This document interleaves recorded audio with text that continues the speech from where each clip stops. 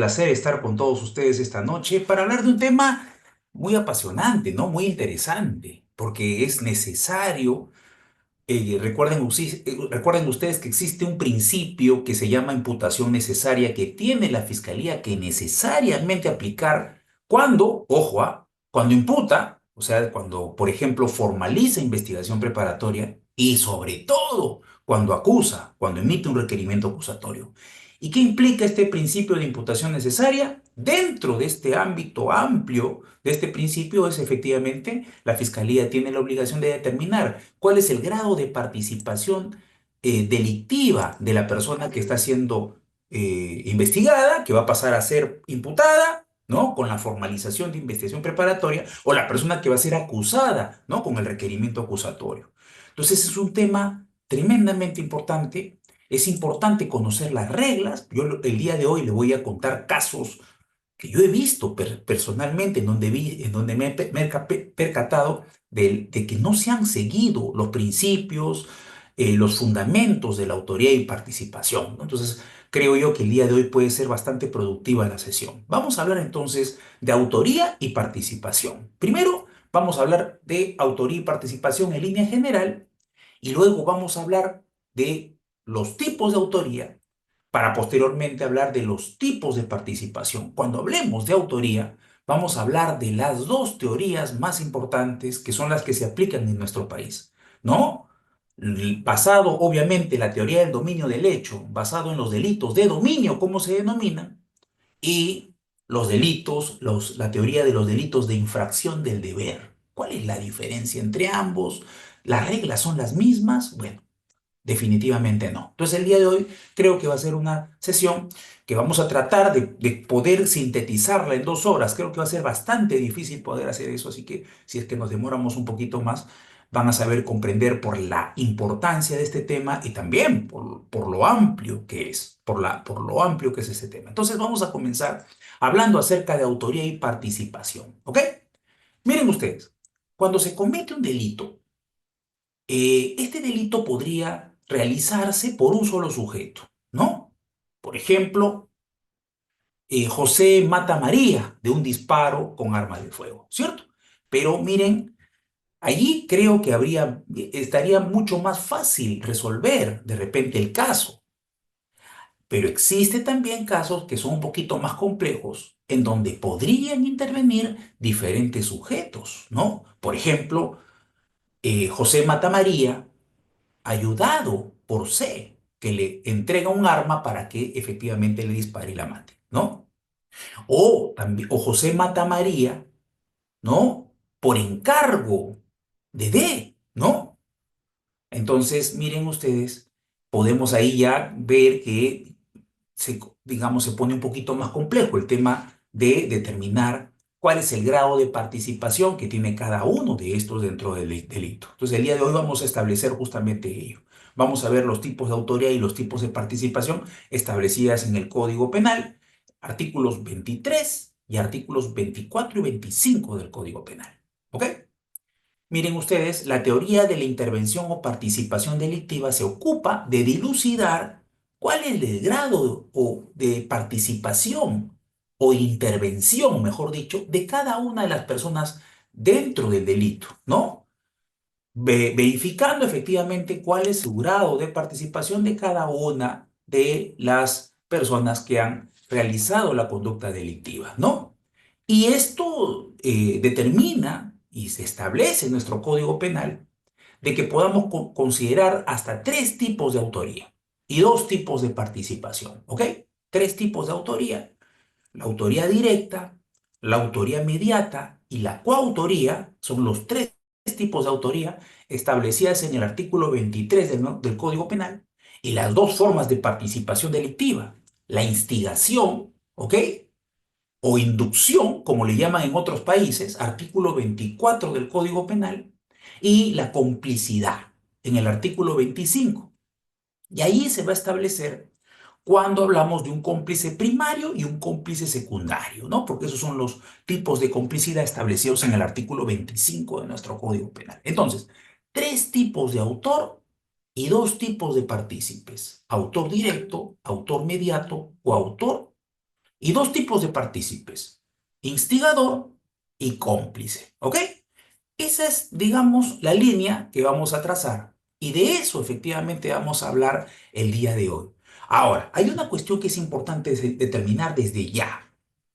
Para que exista autor, o mejor dicho, para que exista partícipe, tiene que existir autor definitivamente. O sea, para que se pueda considerar a alguien como instigador o alguien como cómplice, necesariamente tiene que existir algún autor, sea directo, mediato o coautor.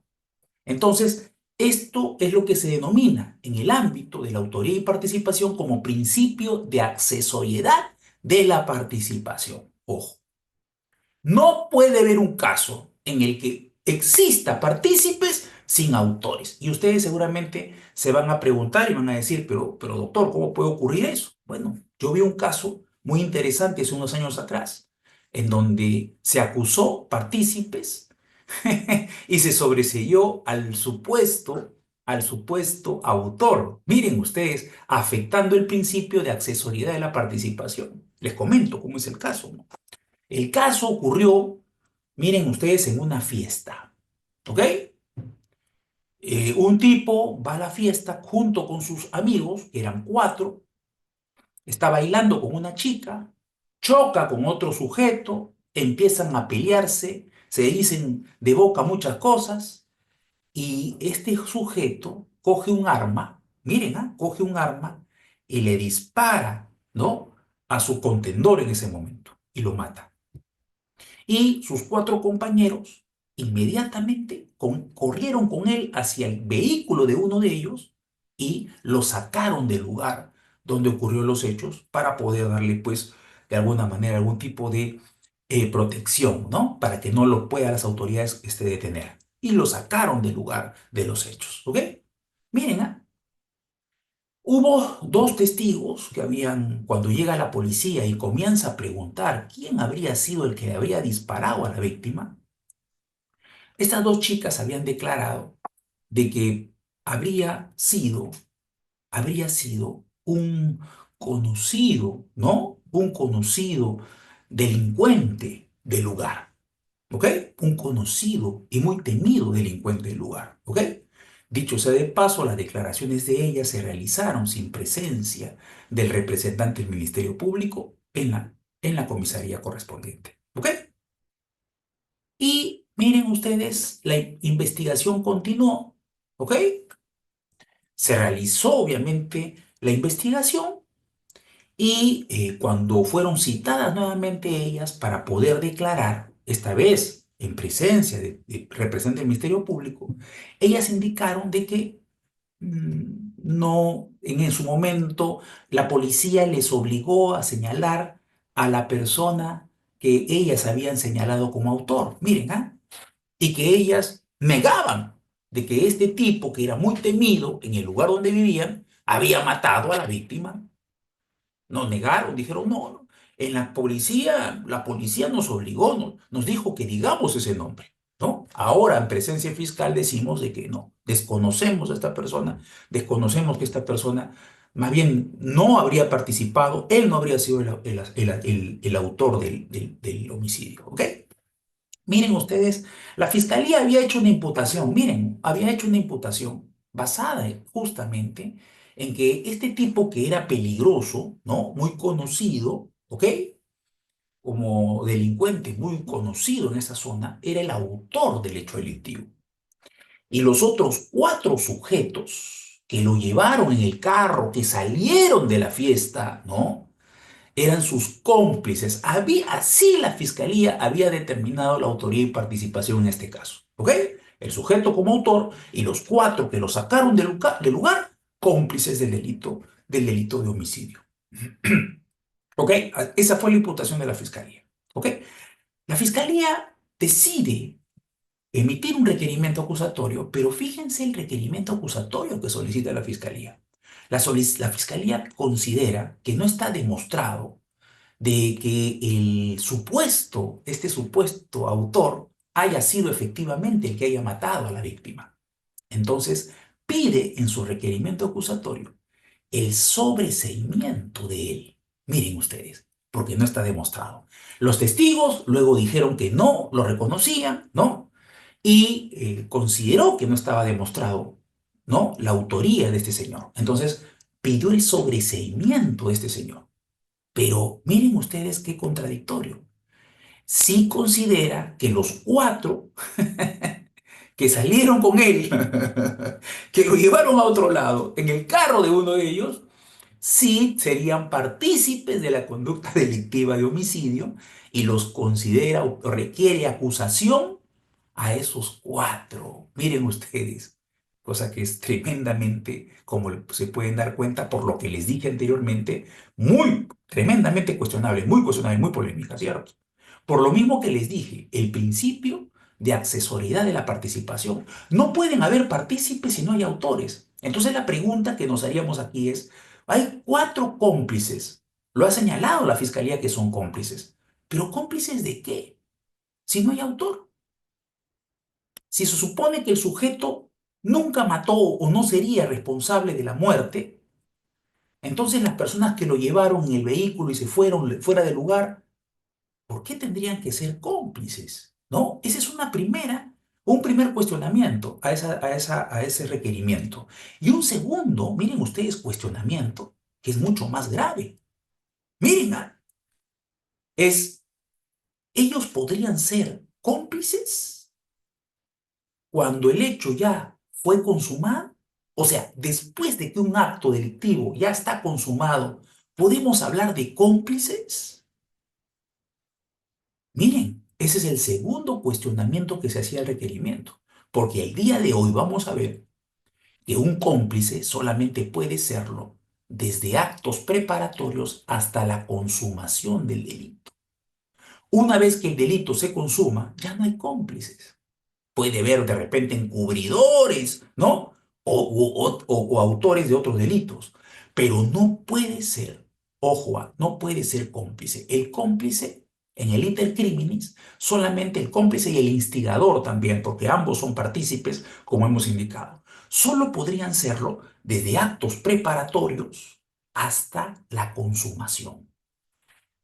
Cuando el hecho es posterior a la consumación, cuando la colaboración es posterior a la consumación, entonces en ese caso no hablaríamos de partícipes, instigadores o cómplices. Ahí hablaríamos, miren ustedes, de autores de repente de otro tipo de delitos, ¿no? Como el encubrimiento, por ejemplo, personal, como les he indicado, artículo 404 del Código Penal. ¿Ok? Esa es la regla. Pero miren ustedes, en este requerimiento acusatorio el fiscal había roto las reglas de la autoría y participación, ¿no? Habría roto el principio de accesoriedad de la participación y, en segundo lugar, la regla en que cómplice o instigador, partícipe en líneas generales, solo podría serlo de actos preparatorios hasta la consumación, ¿no? Después de la consumación ya estaríamos hablando de otras circunstancias. Y en este caso, la imputación se basaba en que esos cuatro jóvenes habrían sacado al supuesto autor del delito, lo habrían llevado en un carro, ¿no? Y lo habían alejado del lugar. O sea, prácticamente un encubrimiento personal, más que un acto de complicidad. Miren, miren qué interesante. Fíjense, dos reglas tremendamente importantes. Ahora, lo peor pasó después, porque el juez consideró, miren ustedes, que en este caso sí habría responsabilidad penal de los partícipes. Condenó a dos de ellos, ¿no? A dos de los cómplices los condenó. Miren, ¿ah? Y un tercero, que estaba en el extranjero y llega al Perú, es detenido, es puesto a disposición del Poder Judicial, y ahí es cuando, miren ustedes, nos percatamos de todo este problema, de todo este embrollo y de todos los principios de autoría y participación que se habrían afectado. Ya era otro juez el que estaba a cargo de ese despacho, y este nuevo juez, creo yo, con un gran criterio, determinó, miren ustedes, absolver de responsabilidad penal, no solamente al tercero, sino al cuarto que estaba con orden de educación y captura, y nadie sabía dónde estaba. Entonces, miren, miren cuántos problemas y cuántos errores recaídos por un fiscal, por un juez y hasta por dos abogados defensores, que son los abogados que defendieron, miren ustedes, a los dos primeros cómplices, entre comillas, que fueron condenados. Entonces, por eso les digo, es muy importante considerar y conocer las reglas de la autoría y participación, porque definitivamente se pueden cometer tremendos abusos sin conocer obviamente las reglas. Se podrían cometer tremendos abusos, ¿ok? Miren qué interesante este caso. Fue un caso verídico, fue un caso verdadero, en donde se verificó la existencia de afectación, en primer lugar, del principio de, miren, de accesoriedad de la participación. Para que haya partícipes tiene que haber autores. Es por sentido común. Ustedes me dirán, doctor, pero eso es por sentido común. ¡Claro! Si el derecho es sentido común. ¿Ok? Entonces hay que tener en consideración eso. Y lo segundo, ¿hasta qué punto una persona puede ser cómplice? Eso lo vamos a ver más adelante. Y hemos indicado, hemos adelantado, solamente puede ser cómplice una persona desde actos preparatorios hasta la consumación del delito. Cualquier hecho que genere colaboración después no es complicidad. Lo mismo pasa con la instigación. Cualquier hecho posterior a la consumación no puede ser instigación. Eso lo vamos a ver más adelante cuando entremos a hablar de la participación delictiva. ¿Ok? Muy bien. Miren, hay diferentes teorías que distinguen entre autor y partícipe, pero la principal, ¿no? Creo, resumir, porque la verdad, abarcar teorías que ya no se aplican, que no se aplican por lo menos en nuestro país, podría ser ocioso en un tema que solamente tenemos 2 horas para poder abarcar. Y se considera, por lo menos en nuestro país, la teoría del dominio del hecho, que es la teoría que se aplica para distinguir cuándo una persona es autor y partícipe. Ojo, pero esta teoría del dominio del hecho solamente se puede aplicar en los denominados delitos de dominio. ¿Cuáles son los delitos de dominio? Los delitos de dominio son aquellos, miren, en los que no existe por parte del autor, miren, un deber particular que infrinja, que sea infringido. ¿No? No existe. O sea, son delitos necesariamente que no se exige al autor que infrinja un deber en particular. Esta teoría del dominio del hecho, que fue enunciada, miren ustedes, en el año 1939 por Hans Welse, quien señala que el autor es el que tiene las riendas de la acción, el dominio de la acción desde el inicio hasta el final, el que tiene en sus manos el proceso por el cual la conducta se realiza. ¿Ok? O sea, desde el inicio hasta la consumación, el autor tiene el dominio del hecho, pudiendo detener el acto delictivo si así lo quisiera. Eso es a diferencia del partícipe. El partícipe no tiene dominio del hecho. No tiene el dominio de la acción desde el inicio hasta el final.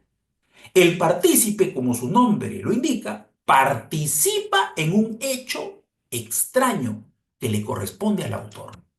Entonces, el profesor Welser señalaba justamente en la teoría del dominio del hecho que se puede dar diferentes formas de este dominio del hecho. Y desde el punto de vista de nuestro Código Penal, podemos establecer que existen tres formas de dominio del hecho. ¿Ok? Miren ustedes, tres formas del dominio del hecho. Primero, el dominio de la acción. Segundo, el dominio de la voluntad. Y en tercer lugar, el dominio funcional o codominio. ¿Ok? Esas son las tres formas del dominio del hecho. Que, ojo, van a servir para identificar las tres formas de autoría que existen en nuestro Código Penal utilizados para los delitos de dominio. Recuerden ustedes, los que no exige que el sujeto activo tenga un deber particular que infrinja. Ojo, ¿ok? ¿Cuál es el dominio de la acción? Es cuando el autor realiza la acción típica a propia mano, él mismo, pasando con ello al centro del acontecer a través de su accionar. Cuando el sujeto comete el delito, él mismo lo comete. Por ejemplo, una persona quiere robar un celular, coge una pistola, pone en la cabeza, la pistola en la cabeza a la víctima y le pide su celular.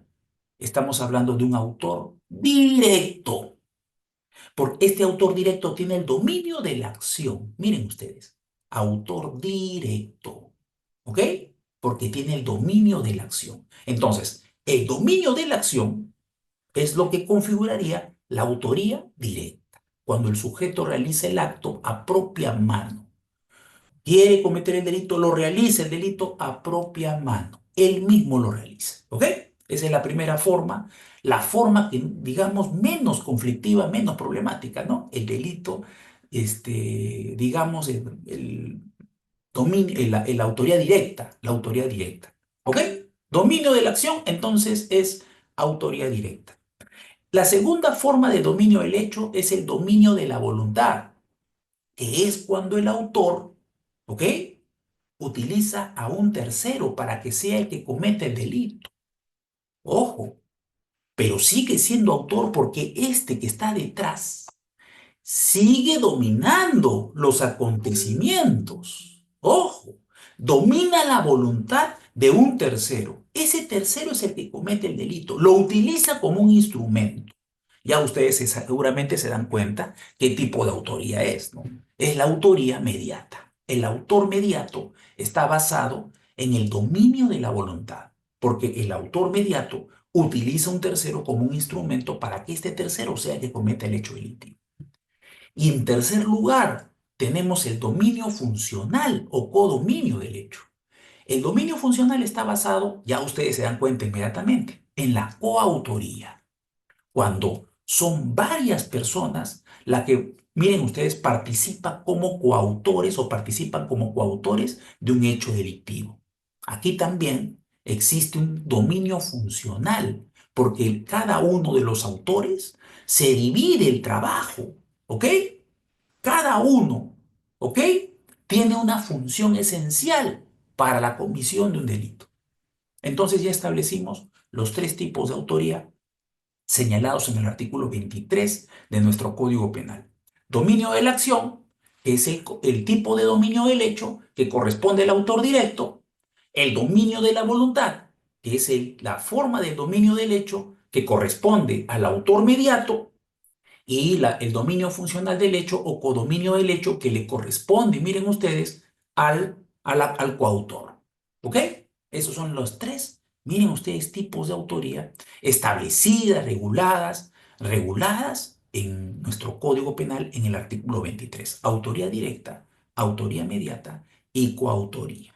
Basado, obviamente, como les he indicado, en la teoría del dominio del hecho.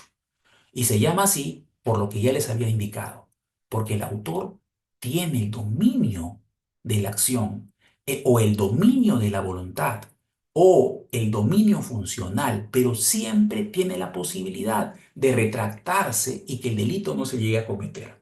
Ese es el autor.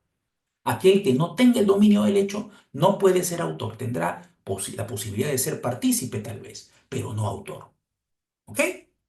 En el artículo 23, ustedes si revisan su artículo 23, el Código Penal lo establece. ¿Cuál es la figura, cada una de las figuras? Por ejemplo, para el autor directo, el artículo 23 dice, el que realiza por sí mismo, ¿no? El artículo 23, haciendo referencia al autor mediato, dice, el que realiza por medio de otro el hecho punible, ¿no? Ese es el autor mediato, que también es llamado por la doctrina el autor mediato como el hombre de atrás, ¿no? O el autor detrás del autor, ¿no? Son, miren, nomenclaturas, ¿no?, que también se le han puesto al autor mediato. El hombre de atrás o el autor detrás del autor, ¿ok? Y tiene algunos requisitos, se le considera algunos requisitos. Por ejemplo, se señala que el que ejecuta los actos del tipo objetivo no sería, ¿no? No sería la persona, digamos, considerada como autor mediato. Más bien el autor mediato utiliza a un intermediario. Este intermediario, este instrumento del autor mediato sería el responsable, ¿no? Sería, miren ustedes, el que realice el acto, ojo, pero ojo, me refiero al responsable que es el que realiza el acto particular, ¿no? Ya en el ámbito de la responsabilidad penal, pues el autor mediato obviamente tiene responsabilidad penal, ¿no? Asume una responsabilidad penal de todas maneras, tendría que asumirlo. Por ejemplo, un médico que quiere matar a su paciente, ¿ok? Prepara una inyección letal y se lo entrega a la enfermera para que la enfermera, miren ustedes, inocule ese veneno, esa inyección letal a la víctima. ¿Ok? Aquí, ¿quién es el que tiene el dominio del hecho? ¿Quién es el que tiene el dominio de la voluntad? El médico, ¿cierto? La enfermera solamente participa como un instrumento de él. Él la utiliza como instrumento. Otro ejemplo, ¿no? El caso, por ejemplo, de un padre de familia que distraiga al vendedor para que su hijo menor de edad sea el que sustraiga algunas cosas de la tienda o de repente el celular del vendedor. ¿Ok? Aquí, como ustedes se pueden dar cuenta, el padre de familia sería el autor mediato, ¿no? Y utilizaría como un instrumento, en este caso, a su menor hijo, ¿no? O a su menor hija, ¿no? Sería él el autor mediato, porque él tendría el dominio de la voluntad de ese menor. Y él podría, obviamente, evitar de que su hijo menor sustraiga el celular o sustraiga de repente algún bien, ¿no? Entonces, miren ustedes, ¿ok? Miren, dentro de la teoría tradicional de la autoría mediata se considera que el intermediario, el instrumento tendría que actuar sin dolo, ¿no? ¿Ok? Miren ustedes, sin dolo, de repente desconociendo que está realizando una conducta delictiva, como el caso de la enfermera, ¿ok? O de repente también por algún tipo de error, ¿no? No sabía qué es lo que estaba haciendo en ese momento. O de repente podría actuar sin libertad también. Miren ustedes, ¿ah? Bajo amenaza, por ejemplo, ¿no? El hecho de que secuestren a la hija, ¿ok? De esta persona y el autor mediato le diga, si no matas a tal persona, mato a tu hija. Y él como instrumento, fíjense ustedes, va y efectivamente para que no maten a su hija, mata a la tercera persona, ¿cierto? En este caso, obviamente podría aplicarse el artículo 20, inciso 5 del Código Penal para ese instrumento, ¿no? Esta honestidad exculpante, vida versus vida, la vida de su hija versus la vida de otra persona. No le va a quedar otra alternativa que matar a esa otra persona para salvar la vida de su hija. Entonces ahí él estaría excluido de responsabilidad penal, ¿cierto? Pero el autor mediato sí sería responsable, ¿ok? Y se considera que la autoría inmediata solo se puede aplicar en delitos dolosos y no podría aplicarse en delitos culposos. ¿Ok?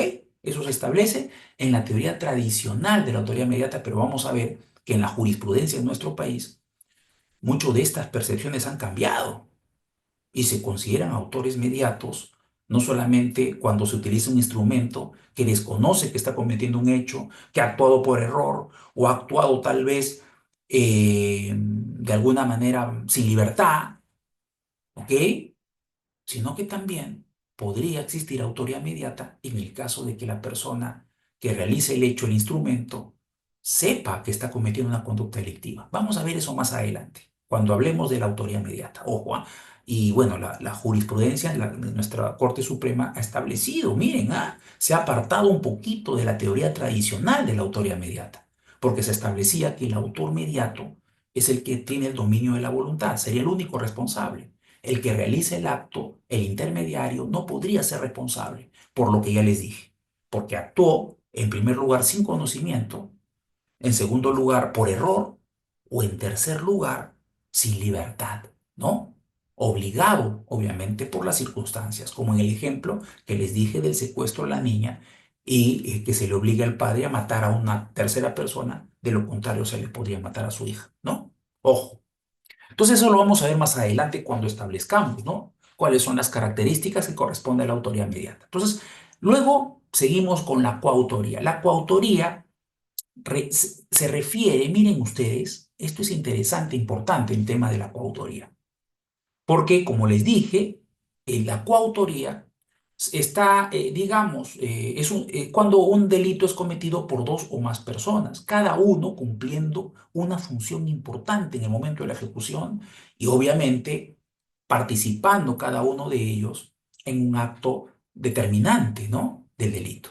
¿Ok? Ahora hay una cuestión que es importante señalar. Hay una cuestión que es importante señalar.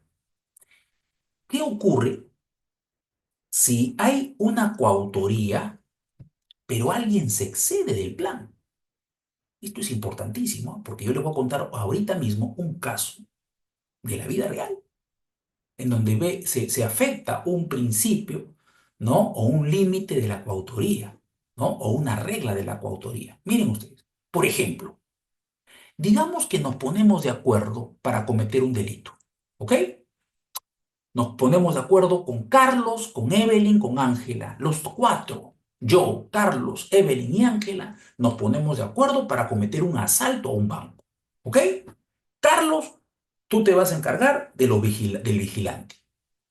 Evelyn, tú te encargas del público. Ángela, te encargas de los cajeros y yo ingreso hasta el fondo, ¿no? Tratando de sacar algún dinero, ¿no? Del banco de repente, ¿ok? Cada uno tiene una función, ¿no? Cada uno tiene una función. Digamos que Carlos, que es el encargado de verificar que el vigilante no ponga resistencia, no se da cuenta que el vigilante tiene un arma, la saca y Carlos lo mata. Carlos le dispara y lo mata. Todos seremos responsables. Carlos, Evelyn, Ángela y yo seremos responsables de un robo con subsecuente muerte, los cuatro, o solamente Carlos será responsable de un robo con subsecuente muerte. Miren ustedes, la respuesta a esto es que solamente el que se excede en el plan va a ser responsable del exceso. ¿El plan en qué consistió? En robar, ¿ok? En robar. Entonces todos seremos coautores del delito de robo agravado, ¿no? Robo agravado, ¿ok? Pero el único que será responsable por la muerte del vigilante va a ser Carlos. Él será el único responsable por un robo con subsecuente muerte. Así funciona. Miren ustedes esta regla. Ahora, ojo, ¿ah? Ojo, porque yo les digo algo que es muy importante. Ojo, hace unos años atrás tuve un caso. Y en este caso la fiscalía, miren ustedes, había considerado miren, un robo agravado con subsecuente muerte en grado de coautoría. Miren, ¿ah? ¿Qué ocurrió? 1 de enero, en un barrio populoso, 6 jóvenes tomando alcohol en la puerta del quien sería a futuro mi defendido. ¿Ok? ¿Ok? Entonces, golpe de 7 de la mañana, habían estado tomando otra madrugada. Golpe de 7 de la mañana, uno de esos 6 dice, muchachos, los tengo que dejar porque tengo que abrir el puesto de mi enamorada, a las 7 abre, así que los dejo. 7 de la mañana se va, ¿ok? Y cuando está caminando, choca con dos borrachines vecinos de la zona. Choca con dos, ¿ok? Choca con dos. Y estos dos comienzan a agredirlo, ¿ok? Comienzan a agredirlo. Lo golpean. Como eran dos contra uno, los tres estaban borrachinos, obviamente. Los 5 que se habían quedado estaban más o menos a una cuadra de donde estaba aconteciendo ello, se dan cuenta que están golpeando a su colega, ¿no? A su amigo. Y deciden los 5 ir a defenderlo. Y comienzan a golpear a estos dos sujetos. Uno de esos 5 coge una piedra grande y se la arroja a uno de estos dos borrachines y lo mata. Y lo mata. ¿Ok?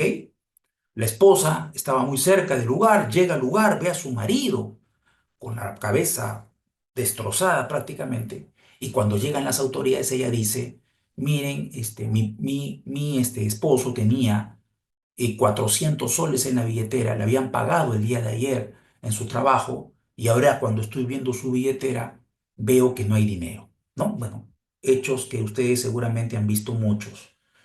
Gente que de alguna manera declara de una manera determinada para generar mayor sanción penal, como una especie de venganza. Eso es bastante común también, lamentablemente, ¿no? Y es terrible.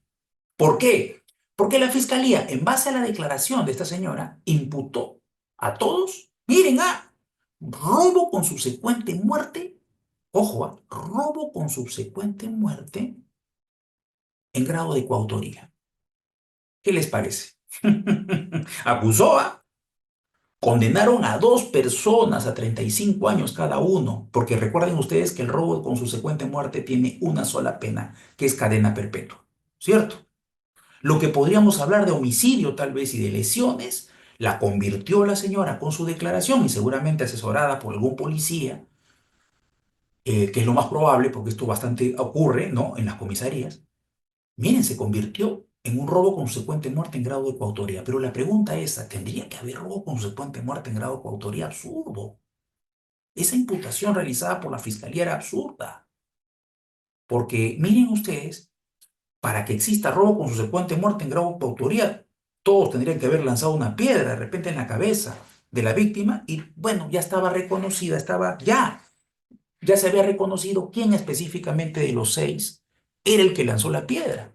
Entonces, en el peor de los casos, claro, ojo, demostramos en el juicio, ya en este momento, no, digamos, sería interesante contarles el caso completamente porque fue muy interesante, muy bonito, pero el tiempo no va a dar, pero sí les puedo garantizar de que al culminar el proceso, felizmente la sala penal absolvió a mi patrocinado del delito de robo con subsecuente muerte. Porque demostramos, en primer lugar, que fue a una cuadra de su casa. ¿Ok? Y decíamos, ¿quién roba a una cuadra de su casa? En segundo lugar, 1 de enero a las 7 de la mañana, con un montón de gente. Presentamos como medios probatorios a dos testigos que señalaron que lo que había era una pelea. E incluso el hermano también de la víctima, que también había sufrido golpes, él también dijo, ¿no? Fue por una pelea. No hubo demostración de que efectivamente había existido algún tipo de intención de robo. En el caso no se demostró la preexistencia de lo sustraído, lo que dijo la señora. 400 soles le habían pagado un día antes, pero nunca se demostró efectivamente ello. Bueno, en el caso de mi patrocinado, la esposa de la víctima ya no participó. Habían pasado muchísimos años, ¿no? Bueno, y también que eran vecinos, entre los ocho personas que estaban involucradas en el hecho, vivían prácticamente a 3 cuadras. Entonces, la pregunta era, ¿quién roba cerca a una cuadra de su casa, en Año Nuevo con gran cantidad de personas en un sitio populoso, en las calles, ¿no? ¿Quién roba a su vecino? ¿No? Entonces se generó una duda respecto al robo en particular. Miren ustedes. Un caso muy interesante que seguramente en algún momento vamos a tener oportunidad de contarlo con todo lujo de detalles porque es muy, muy, muy bonito. Pero quiero que ustedes entiendan de que la fiscalía cometió un tremendo error al acusar por un robo con subsecuente muerte en grado de coautoría.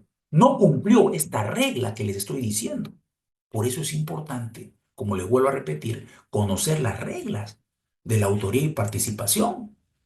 Miren ustedes. ¿Ok? Para poder, obviamente, en el caso de la fiscalía, elaborar sus, digamos, requerimientos de conforme, obviamente, a las reglas. Y en el caso del abogado, poder cuestionar algún tipo de requerimiento en el que se afecten estas reglas. Entonces, miren ustedes, esto es una regla en la coautoría. Si hay un plan respecto a un delito, el que se excede en el plan será el único responsable de ese exceso. No se les puede atribuir a los demás esa responsabilidad. ¿Ok? El exceso será el único responsable el que se excede del exceso. ¿Ok? Muy bien. Miren ustedes, en el caso de la autoría mediata hay una teoría que ha tenido en nuestro país una repercusión muy interesante, muy importante, que es la autoría mediata en aparatos organizados de poder, ¿no? Miren qué curioso, esta teoría se utilizó para condenar tanto a Abimael Guzmán como al expresidente, ¿no? Fujimori, ¿no? Alberto Fujimori, cosa interesante. Se utilizó para Abimael Guzmán y luego se utilizó para Alberto Fujimori. Autoría mediata en aparatos organizados de poder, que es un tipo de, miren, teoría que rompe las características que tiene la autoría mediata. Miren, y que ha sido aceptada por la propia jurisprudencia de nuestro país. ¿Ok? Miren, ¿ah? Ya les he dicho que esos dos casos tan emblemáticos han sido resueltos utilizando esta autoría, este tipo de autoría. Este tipo de autoría fue propugnada, fue planteada por Roxin en 1963, el profesor Klaus Roxin, que hace poquísimo nomás ha fallecido, que en paz descanse, y señalaba que se podría aplicar siempre y cuando exista un aparato organizado de poder. ¿Qué pasó? El profesor Rosin entendió que las mismas reglas de la coautoría, las mismas reglas, mejor, de la autoría mediata, no se podrían aplicar. La teoría tradicional de la autoría mediata no se podría aplicar, por ejemplo, en ámbitos de delincuencia organizada, ¿no? O cuando existe una estructura compleja donde convive la persona que tiene mando y también los subordinados. Entonces, planteó esta autoría mediata en aparatos organizados de poder, que significa de que la persona que está a la cabeza de un aparato organizado de poder, primero hay que determinar la existencia de un aparato organizado de poder, la persona que está a la cabeza del mismo sería responsable por más de que no haya realizado el acto y tal vez en algunos casos, por más de que él no haya ordenado que se realice algún tipo de delito, basado obviamente en este aparato organizado de poder o que esté relacionado al aparato organizado de poder. Por ejemplo, Abimel Guzmán, líder de Sendero Luminoso. ¿Ok?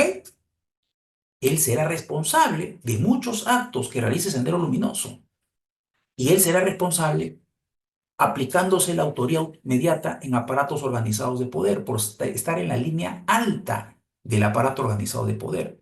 Él, ustedes seguramente dudarían de que él pueda ponerse se haya puesto un pasamontañas, se haya, digamos, puesto algún coche bomba en algún lugar, ¿no? Entonces, por más de que no haya actuado directamente, por más de que no haya ordenado algún tipo de intervención senderista, él será responsable porque él está a la cabeza de un aparato organizado de poder. Y el aparato organizado de poder es Sendero Luminoso. ¿Cuál es la característica que tienen los aparatos organizados de poder? Primero, que son organizados jerárquicamente, y segundo, que los que ejecutan son fungibles, o sea, son intercambiables. Recuerden que en Sendero Luminoso, las personas que realizaban los actos eran obviamente considerados pues los ejecutores, ¿no? Y podrían ser hoy día uno, mañana otro, eran intercambiables, eran fungibles, como señalaba en paz descanse el profesor Roxin. Entonces esa es la característica principal, que tienen que ser fungibles, intercambiables, a voluntad. En el caso de Fujimori, lo mismo. Se determinó un aparato organizado de poder, el Grupo Colina. Se determinó que el Grupo Colina utilizaba pertrecho militar, utilizaba armas del ejército o de las Fuerzas Armadas y policiales. Se determinó que recibían apoyo por parte del Ejecutivo y por ello Fujimori se convirtió, miren ustedes, en el líder prácticamente de este aparato organizado de poder. Los ejecutores que realizaron diversas actividades eran fungibles, eran intercambiables. Podía ser hoy día uno, mañana otro, ¿cierto? ¿No? ¿Ok? Dependiendo obviamente de la disponibilidad y de otras circunstancias también, de sus características también de repente. Y esto es lo que convertía a Fujimori en un autor mediato, un aparato organizado de poder, y obviamente nadie se imagina a Fujimori poniéndose un pasamontañas, ropa militar y, por ejemplo, entrando a Barrios Altos, matando, ¿no? En esa apoyada a gran cantidad de personas o a los estudiantes de la Cantuta, por ejemplo. Nadie se imagina que ha hecho eso. Pero él, como está, miren ustedes, en la cabeza de este aparato organizado de poder, tendría que ser responsable por lo que hace o que hizo efectivamente este aparato organizado de poder. Así es como se establece más o menos esta teoría. Una teoría que ha traído obviamente críticas. El profesor, por ejemplo, la crítica del profesor Gunter Jacob. Para el profesor Gunter Jacobs, esta autoría mediata en aparatos organizados de poder no podría ser considerada autoría mediata porque incumple las reglas de la autoría mediata tradicional, donde obviamente el que realice el acto, el instrumento, no puede ser responsable. En la autoría mediata en aparatos organizados de poder es responsable tanto el autor mediato en aparatos organizados de poder como el ejecutor. Ambos son responsables. ¿Ok? Y por eso es, el profesor Gunther Jacobs cuestiona esta teoría. Es más, dice que no era necesario crear una teoría porque podría aplicarse la figura de la coautoría en estos casos. Miren ustedes, o sea, no está exenta de cuestionamientos la autoría mediata en aparatos organizados de poder, pero miren, en nuestro país ha sido considerado. ¿Ok? Muy bien. Vamos a ver entonces que en el caso del Poder Judicial peruano, ha establecido que el caso de la autoría mediata ha establecido algunos tipos de autoría mediata. ¿Ok? Ha establecido algunos tipos de autoría mediata. ¿Ok? En el recurso de nulidad 211-2015 ANCASH, ¿no? Recurso de nulidad 211-2015 ANCASH, del 17 de abril de 2017, la Corte Suprema en esta ejecutoria señaló que habían tres tipos de autoría mediata. Ojo, tres tipos de autoría mediata. Ya les he dicho de que esto es interesante, importante, porque en la teoría tradicional el autor mediato es el único responsable. Digamos, el instrumento no tendría que tener responsabilidad penal. Por eso se habla del hombre de atrás, por eso se llama del autor detrás del autor. Sin embargo, miren ustedes, la Corte Suprema, en este recurso de nulidad, en esta ejecutoria 211-2015 ANCASH, establece tres tipos de autoría mediata. Primera autoría mediata, la autoría mediata por coacción, ¿no? Acá, en este caso, se utilizaría violencia o amenaza contra el intermediario para que éste realice la acción. ¿Se acuerdan el ejemplo que les di del tipo al que secuestran a su hija? Oye, si no matas a tal sujeto, matamos a tu hija, ¿no? Entonces el sujeto va a tener que realizar el acto. Hay una película muy interesante que se llama Seven, Pecados Capitales. No sé si lo han visto ustedes, pero les recomiendo que la vean. Hay un asesino múltiple, mata por cada uno de los pecados capitales y en el caso de la lujuria decide matar a una prostituta. ¿Ok? Y cuando decide matar a la prostituta, ¿cómo la quiere matar? Se manda a hacer un aparato de metal punzocortante para ponérselo en el miembro viril y miren ustedes, dentro de un lugar donde se ejerce la prostitución, detiene, secuestra a una prostituta y a un parroquiano, a un cliente. Le obliga con una pistola en la mano, le obliga a que el parroquiano se ponga ese instrumento punzocortante en su miembro viril. ¿Ok? Le pone una pistola en la cabeza y le dice, póntelo. Se lo pone y le obliga a que le introduzca en su cavidad vaginal, que la penetre a la prostituta con ese objeto punzocortante. El cliente, el parroquiano, sabe que cada vez que está introduciendo su miembro viril en la cavidad vaginal de la prostituta, la está matando, la está desgarrando, pero tiene una pistola en la cabeza. ¿Ok? Aquí el autor mediato sería este asesino serial, obviamente. Y vemos que es muy discutido que el instrumento sea responsable. Ya dijimos que en este caso se podría aplicar, en el caso anterior, del papá al que le secuestran a la hija, y en este caso se podría aplicar fácilmente, incluso dos eximentes de responsabilidad penal. En primer lugar, el Estado necesita es culpante, o es la vida del parroquiano o la vida de la prostituta. No me queda otra alternativa que matarte porque si no me matan. Estado de necesidad es culpante, artículo 20, inciso 5 del Código Penal. Pero no es el único. También el miedo insuperable, artículo 20, inciso 7 del Código Penal. Te están poniendo una pistola en la cabeza. ¿Qué vas a hacer? Uno, en esa circunstancia, va a tener un miedo insuperable. Y por el miedo insuperable, realizaría el acto. Miren ustedes, dos circunstancias que eximen de responsabilidad penal. Entonces, el primer tipo de autoría mediata establecido por la Corte Suprema sería la autoría mediata por coacción. La segunda, la autoría mediata por error. Este es el caso de un aprovechamiento o creación de un error en el intermediario.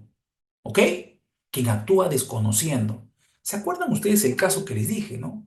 Del médico que le dice a la enfermera, señorita enfermera, inocúlele esta inyección, y la enfermera no sabe que es una inyección letal. Y efectivamente, le inocula la inyección al paciente y lo mata.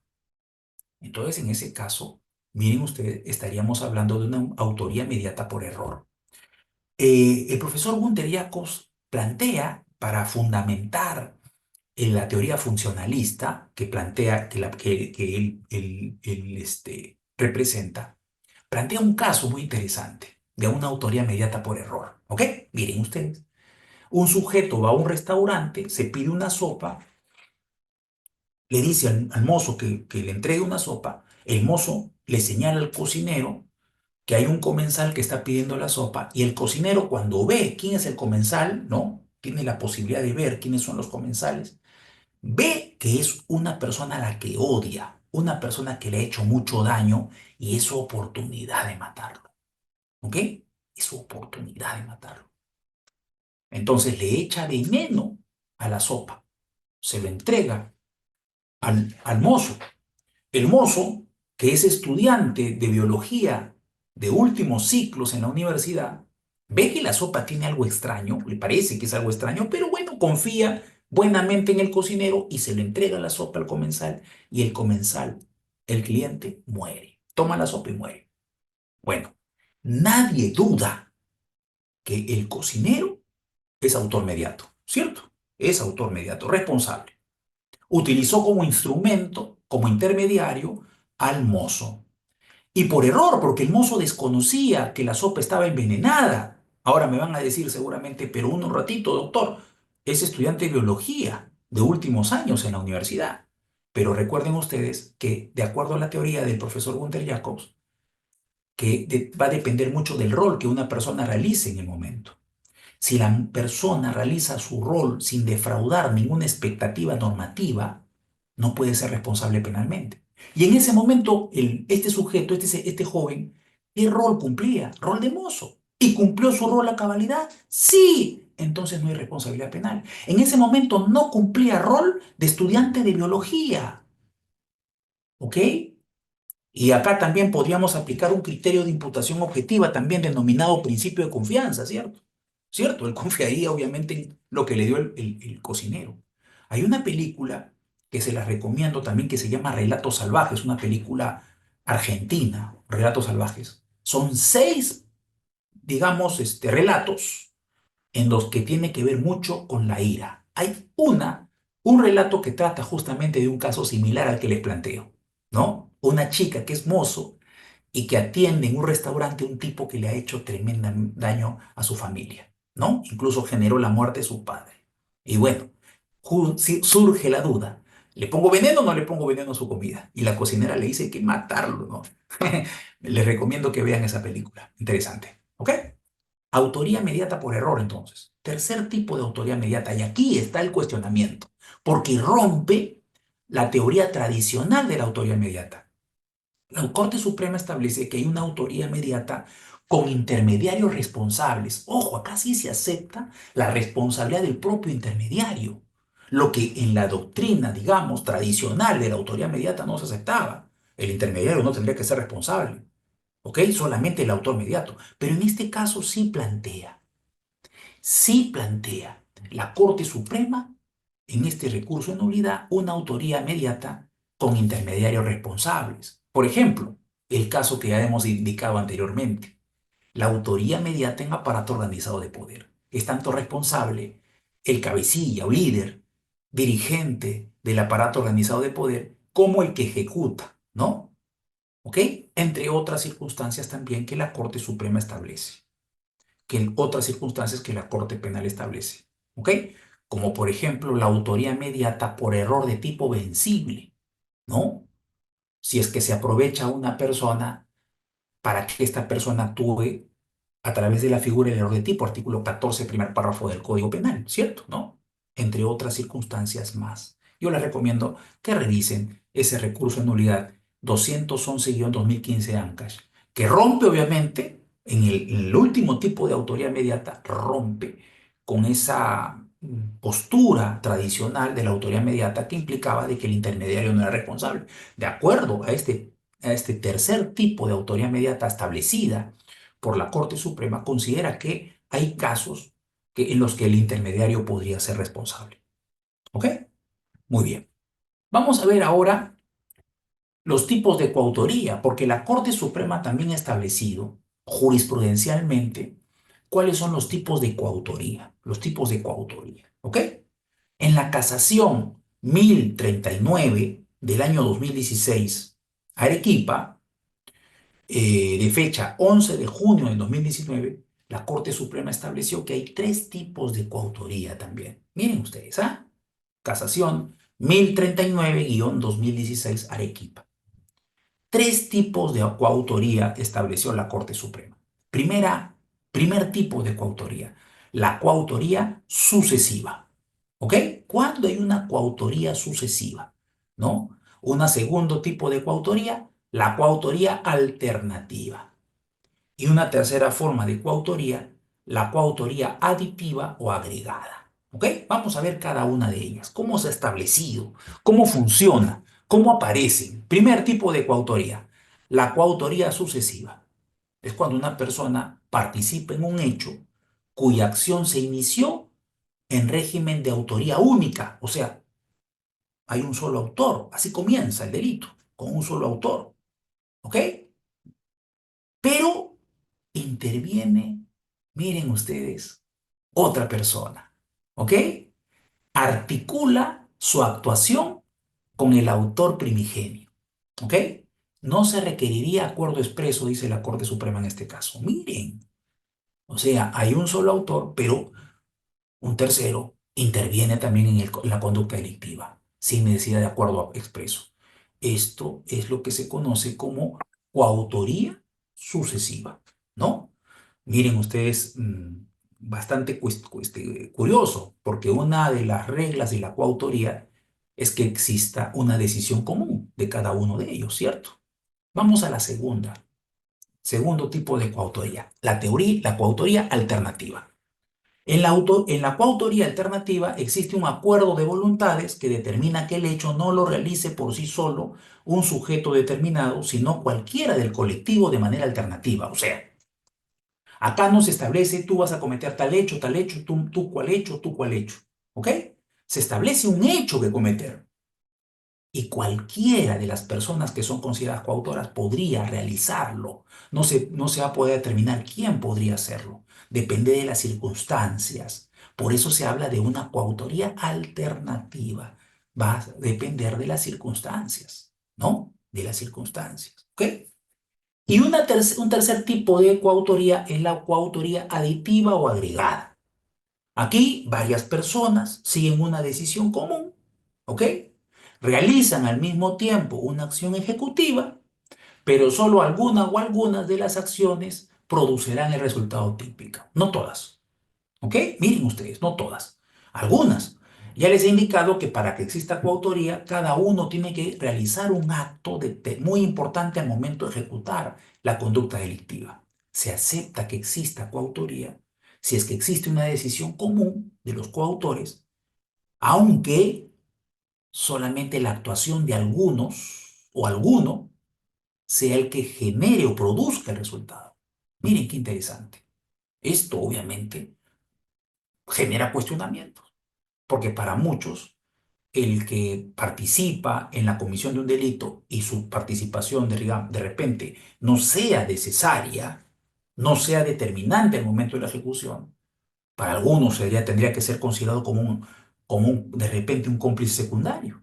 Ya vamos a establecer por qué. Pero miren, la Corte Suprema establece que también. ¿Por qué? Porque hay decisión común y la decisión común es un elemento de la coautoría y es el que determina efectivamente este último tipo de coautoría. Entonces, miren ustedes, la Corte Suprema ha establecido esos tres tipos de coautoría. ¿Ok? Muy bien. Vamos a ver ahora, ya hemos hablado de las tres formas de autoría aplicando la teoría del dominio del hecho, ¿no? Para los delitos de dominio. Ahora, en 1963, el profesor Klaus Roxin, que en paz descanse, propone distinguir entre delitos de dominio y delitos de infracción del deber. ¿Por qué? Porque se dio cuenta de que en los delitos de infracción del deber, en donde el sujeto activo tiene un deber que infringe, ¿no? No se podrían aplicar las mismas reglas que se aplicaba en la teoría del dominio del hecho.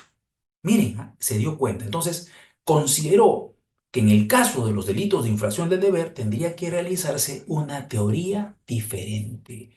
Miren, el grado de participación delictiva sería diferente, basada particularmente en los autores, pero también en los partícipes. Entonces, los delitos de infracción del deber se caracterizan porque la autoría del tipo penal no depende del dominio del hecho, como en los delitos de dominio, sino de la infracción de un deber que compete a la gente. La gente tiene un deber y el agente lo incumple, que es lo que ocurre normalmente en los delitos funcionariales. Ojo, por eso ha tenido muchísima repercusión en el derecho penal peruano, porque hay muchísimos casos, como ustedes bien saben, de delitos cometidos por funcionarios públicos. Por ejemplo, si hay un delito de peculado, el autor del delito, que es un funcionario público, no infracciona su deber como funcionario público al, al apropiarse o utilizar bienes que son del Estado como si fuesen propios. ¿Se dan cuenta? Entonces, este es un delito de infracción del deber, donde existe una obligación, donde existe un deber de parte del sujeto activo y el sujeto activo incumple su deber y al incumplir su deber es lo que esto es lo que genera o consuma la conducta delictiva, ¿no? Entonces, fíjense ustedes, esa es la diferencia entre los delitos de infracción al deber y los delitos de dominio, ¿no? Como el caso, por ejemplo, del homicidio, el robo, ¿no? La apropiación ilícita, ¿no? Algunos dirán, estos son delitos de dominio, ¿cierto? Por ahí el robo, el hurto, el, digamos, el homicidio, ¿no? Por ahí de repente algo y me dice apropiación ilícita podría ser considerado si es que existe un deber de parte de devolver, de repente podría ser considerado. Bueno, pero miren ustedes, yo quiero que ustedes entiendan de que lo que se explica es que hay dos grandes modelos de autoría. En nuestro sistema, por lo menos en nuestro sistema penal, se utilizan dos grandes modelos de autoría. La primera, los delitos de dominio, que ya les he indicado, que el profesor Gunther Jacobs denomina competencia por organización, ¿ok? El profesor Roxin lo llama los delitos de dominio y el profesor Jacobs lo llama competencia por organización, ¿no? ¿Qué significa esto? Significa que tenemos un deber general, todos, miren, ¿ah? Por eso se llama delitos de dominio, porque está dentro de nuestro dominio. Tenemos un deber todos. ¿Cuál es el deber? No afectar bienes jurídicos ajenos. ¿Ok? Y en eso se basan los delitos de dominio, en la obligación que tenemos todos de no afectar bienes jurídicos ajenos. ¿Ok? A diferencia de los delitos de infracción del deber, que el profesor Gunther Jacob denomina competencia por institución. ¿Ok? En los que aquí sí existe un deber individual.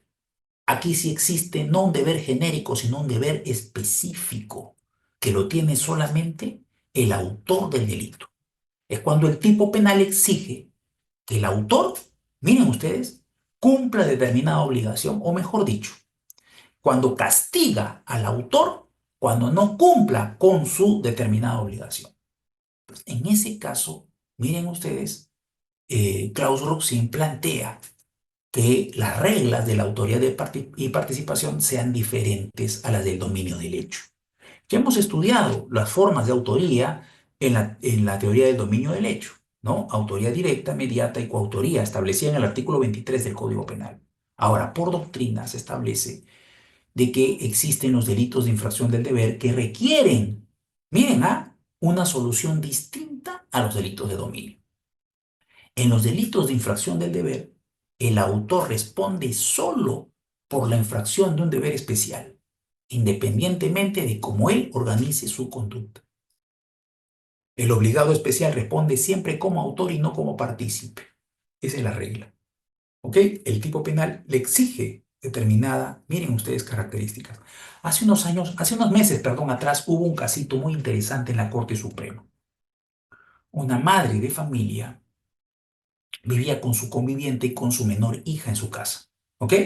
El conviviente aprovechaba esta convivencia y a veces se quedaba sola con su hija, sola con la hija de su conviviente, ¿no? Su pareja, y la accedía carnalmente, la violaba sexualmente, ¿no? La chica era menor de edad, era una menor de edad. Ella le cuenta a su mamá, la mamá sabía que esto estaba ocurriendo, de que el tipo la violaba en diferentes oportunidades, y sin embargo la madre no hizo absolutamente nada para evitarlo. No hizo nada para evitarlo. ¿Ok? Miren, la Corte Suprema estableció de que la madre sería responsable de una violación sexual de menor. ¡Ojo! Responsable. O sea, no solamente el conviviente que la habría penetrado, ¿no? Le había introducido su miembro viril en la cavidad vaginal en repetidas ocasiones, sino también la Corte Suprema estableció que existía responsabilidad de la madre como, miren, miren ustedes, ¿ah? Como autora por omisión impropia, porque incumplió su deber como madre de proteger la integridad, o mejor dicho, la intangibilidad sexual, de, que es el bien jurídico protegido en este delito de su hija. Y miren, se determinó que ese deber que tenía la madre que había incumplido, que era cuidar efectivamente, sobre todo si sabía que su pareja la estaba violando a la hija, tenía la obligación de denunciarlo y de protegerla para que no siga ocurriendo esto. El no hacerlo generó que la Corte Suprema, miren, la condene como autora por omisión impropia de delito de violación de menor. ¿Qué les parece? ¿Qué les parece? ¿Ok? En los delitos de infracción del deber, el obligado especial responde no en razón a la accesoriedad, ¿no? Sino porque él, mediante su conducta, ha lesionado el mundo en común que le une con los bienes que forman parte de su esfera de deber de protección. ¿Ok? Ahora, ¿qué reglas se pueden dar? En los delitos de infracción del deber no existe ninguna diferenciación con las distintas formas de intervención. Ojo, rige el principio de autor único. ¿Esto qué implica? Implica que, por lo menos desde una teoría tradicional, porque también hay diferentes posturas, sea muy cuestionable utilizar la coautoría o la autoría mediata en los delitos de infracción del deber. O sea, solamente podría haber autoría directa. Miren ustedes, ¿ok? En los delitos de infracción del deber solo tendría que haber autoría directa. ¿Por qué? Por el deber especial. El funcionario tiene un deber individual, un deber personal, y por eso se le tiene que castigar como autor directo, porque está infraccionando un deber personal individual. ¿Ok? Entonces, por más de que diferentes funcionarios se pongan de acuerdo para cometer, por ejemplo, no sé, malversación, cada uno será responsable como autor directo, porque ellos tienen, cada uno de ellos tiene, por más de que se hayan puesto de acuerdo en grupo, cada uno de ellos tiene una responsabilidad individual, un deber particular, cada uno de ellos. Entonces, cada uno será autor directo. Entonces, en los delitos de infracción del deber, eh, se llega a la conclusión de que sería muy cuestionable utilizar la figura de la coautoría y la autoría mediata. Solo se podría plantear autorías directas de aquel funcionario que evidentemente infraccione su deber. ¿Ok? Miren ustedes, una regla completamente diferente a la que señalamos que existía en la autoría en la teoría del dominio del hecho. ¿Ok? ¿Ok? Miren ustedes. El deber es personal, es independiente. Por eso habría autoría directa, aunque se hayan puesto de acuerdo diferentes autores. ¿Ah? ¿Ok? Esta regla se utiliza mucho en los delitos funcionariales, porque se considera que en los delitos funcionariales, delitos contra la administración pública cometidos por funcionarios públicos, ojo, se considera que se consideran como delitos de infracción del deber. ¿Ok? Muy bien, muy bien. Solo el portador del deber es el que podría infraccionar el mismo. ¿Ok? Muy bien. Entonces, ese es digamos, la atención que se brinda a los delitos de infracción del deber. han existido también algunas teorías para poder determinar no solamente la autoría, sino sobre todo la participación delictiva, ¿no? Porque en los delitos de infracción del deber se cuestionaba, por ejemplo, si el partícipe podría ser cualquiera o tendría que tener las mismas características exigidas para el autor, por ejemplo. Delito de colusión lo tiene que cometer un funcionario público, ya sabemos, ¿cierto? No necesariamente. Pero si alguien que, digamos, colabora o instiga, ¿es necesario que sea funcionario público también? ¿O no? ¿O podría ser cualquier persona? Hubo dentro de la doctrina y también dentro de la jurisprudencia de nuestro país dos posturas, dos teorías utilizadas. La primera, que se llamaba teoría de la ruptura del título de imputación. La teoría de la ruptura del título de imputación determinaba que no, que el partícipe tendría que tener las mismas características que se le exige al autor. Si el tipo penal exige que el funcionario público sea autor, también tendría el partícipe que ser un funcionario público. ¿Ok? Esa es la teoría de, miren ustedes, de la ruptura del título de imputación. Mientras que la segunda es la teoría de la unidad del título de imputación. ¿Ok? Que es la que se aplica en nuestro país, la que mayor veces se aplica, de manera mayoritaria se aplica. ¿Ok? ¿Qué significa eso? Que el cómplice o instigador, es decir, el partícipe, puede ser cualquier persona y no es necesario, ojo, que tenga las características exigidas para el autor del delito.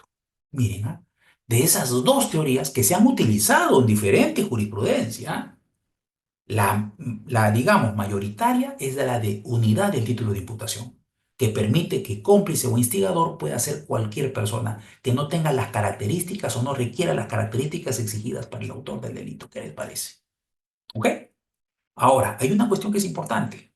Hace unos años atrás surgió, el año 2016, si mal no recuerdo, en junio, surgió una decisión de la Corte Suprema en el caso de enriquecimiento ilícito que utiliza el principio o la tesis de ruptura del título de imputación.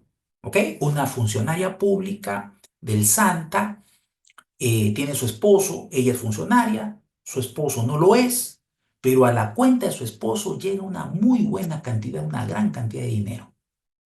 La fiscalía la investiga a ella, miren, como autora de enriquecimiento ilícito y al esposo como cómplice. ¿Ok? Del delito de enriquecimiento ilícito. La Corte Suprema estableció que no podría el esposo ser cómplice porque tendría que tener las mismas características que se le exige al autor para ser cómplice. O sea, utilizó la tesis de la ruptura del título de imputación. 6 meses después o 7 meses después, el Poder Ejecutivo modifica el artículo 25 del Código Penal. Y por eso vemos en el artículo 25 del Código Penal, si ustedes lo revisan, de que el cómplice puede ser cualquiera. No necesariamente el cómplice requiere que se tenga las mismas características que se le exige al autor del delito. Cómplice puede ser cualquiera. Entonces, se modificó el artículo 25 en base a esta decisión jurisprudencial, pero ojo, el Ejecutivo se quedó sin modificar el 24. Si nosotros vemos en el caso de la complicidad, te dice, no es, cómplice puede ser cualquiera, no es necesario que tenga las características exigidas para el autor, pero en la instigación, miren, no se señala eso. Ha quedado, miren ustedes, a criterio, ¿no? Y ha sido este tema, materia de muchas tesis incluso, ¿no? ¿Qué pasó? Ay, eso significa que el legislador, o eso demuestra que el legislador legisla solo para coyunturas, ¿no? Para determinadas coyunturas, ¿no? Como el caso que les he contado. Interesante, ¿no? Ok, hemos visto cuáles son los tres tipos de autoría. Ahora vamos a proceder a ver cuáles son los dos tipos de participación delictiva.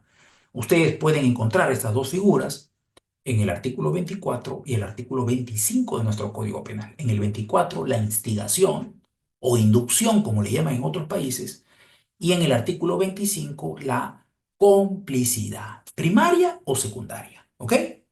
La participación es la cooperación dolosa en la comisión de un delito. Esto es importante. El partícipe tiene que haber actuado de manera dolosa, o sea, sabiendo que está cooperando, sabiendo que está instigando a la comisión de un hecho delictivo. Los partícipes son aquellos cuya actividad se encuentra en dependencia en relación con el autor. Ya les dije que prima el principio de accesoriedad de la participación. Si no hay autor, no puede haber partícipe por sentido común, como ya les advertí al inicio de mi disertación. ¿Ok?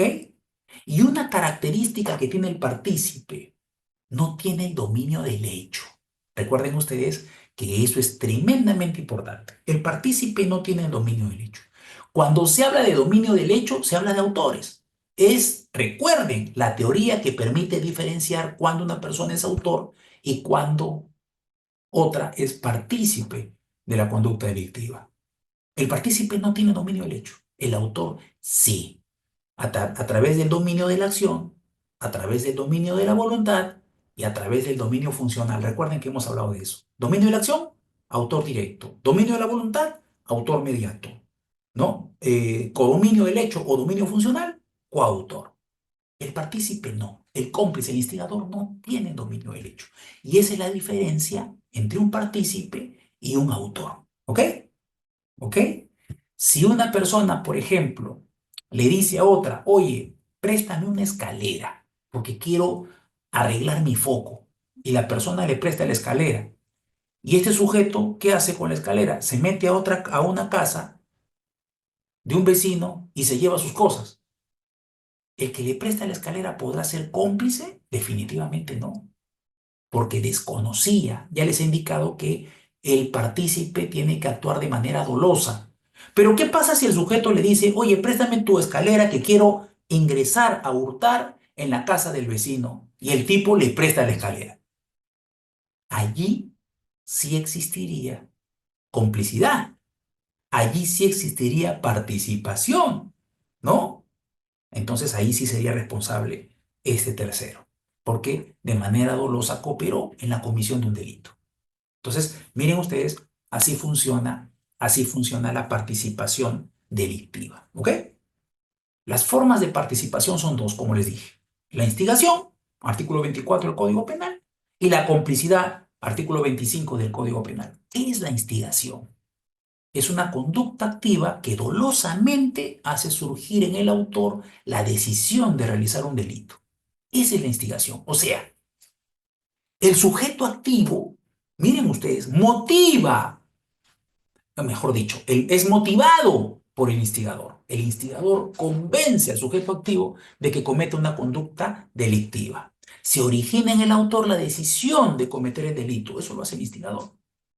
Lo convence. Por ejemplo, digamos que alguno de ustedes, por ejemplo, ¿no?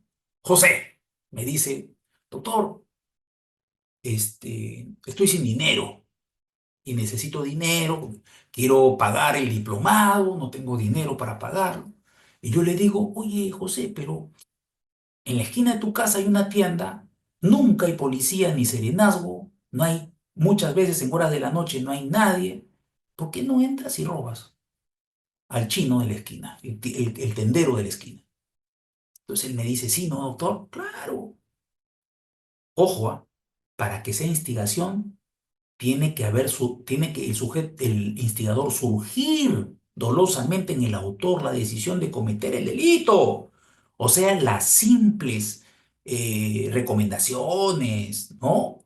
No son instigación, ¿ok? Esto es importante indicar, ¿ah? Ojo, el instigador convence al autor de cometer el delito, ¿ah? No es solamente, oye, te recomiendo una broma de repente, oye, asalta, de broma, le digo, José, asalta, pues. No, de broma. No, eso no es instigación.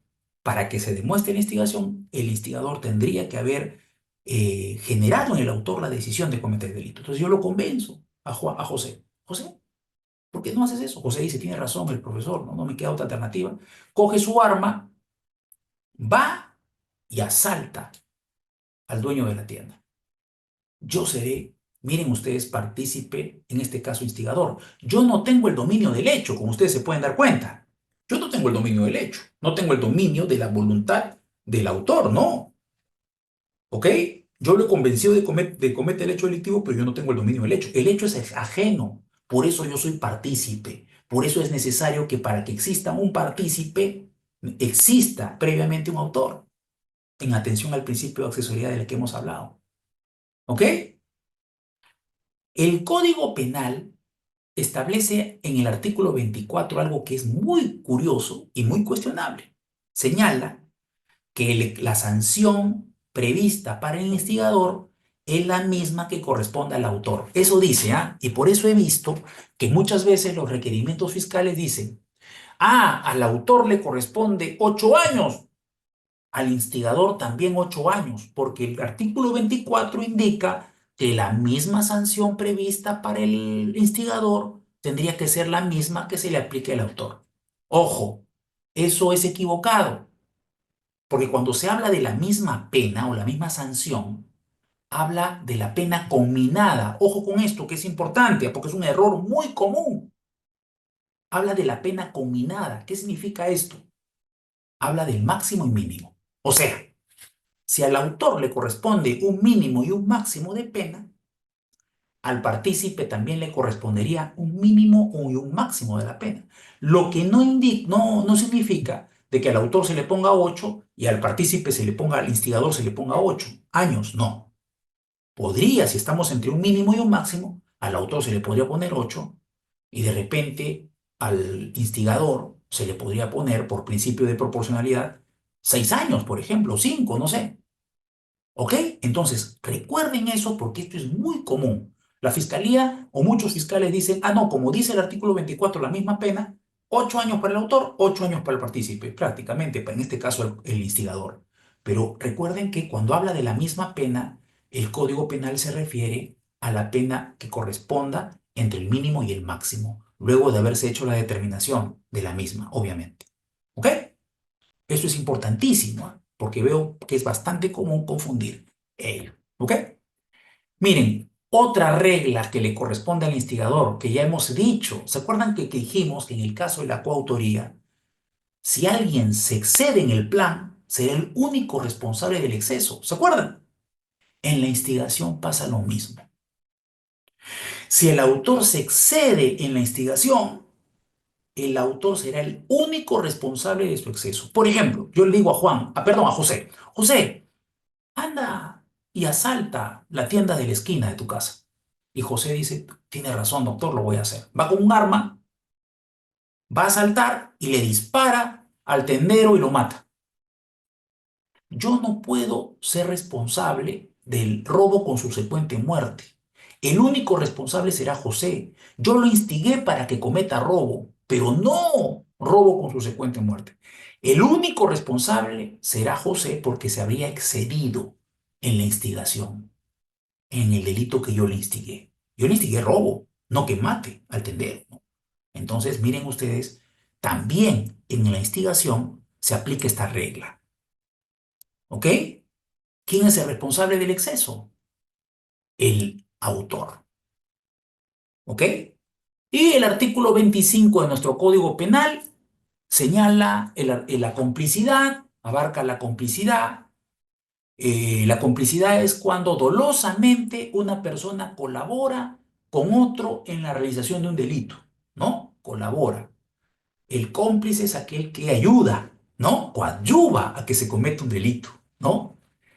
Ojo, nuevamente les vuelvo a recalcar, ¿desde cuándo hasta cuándo? La complicidad se da desde actos preparatorios hasta la consumación del delito.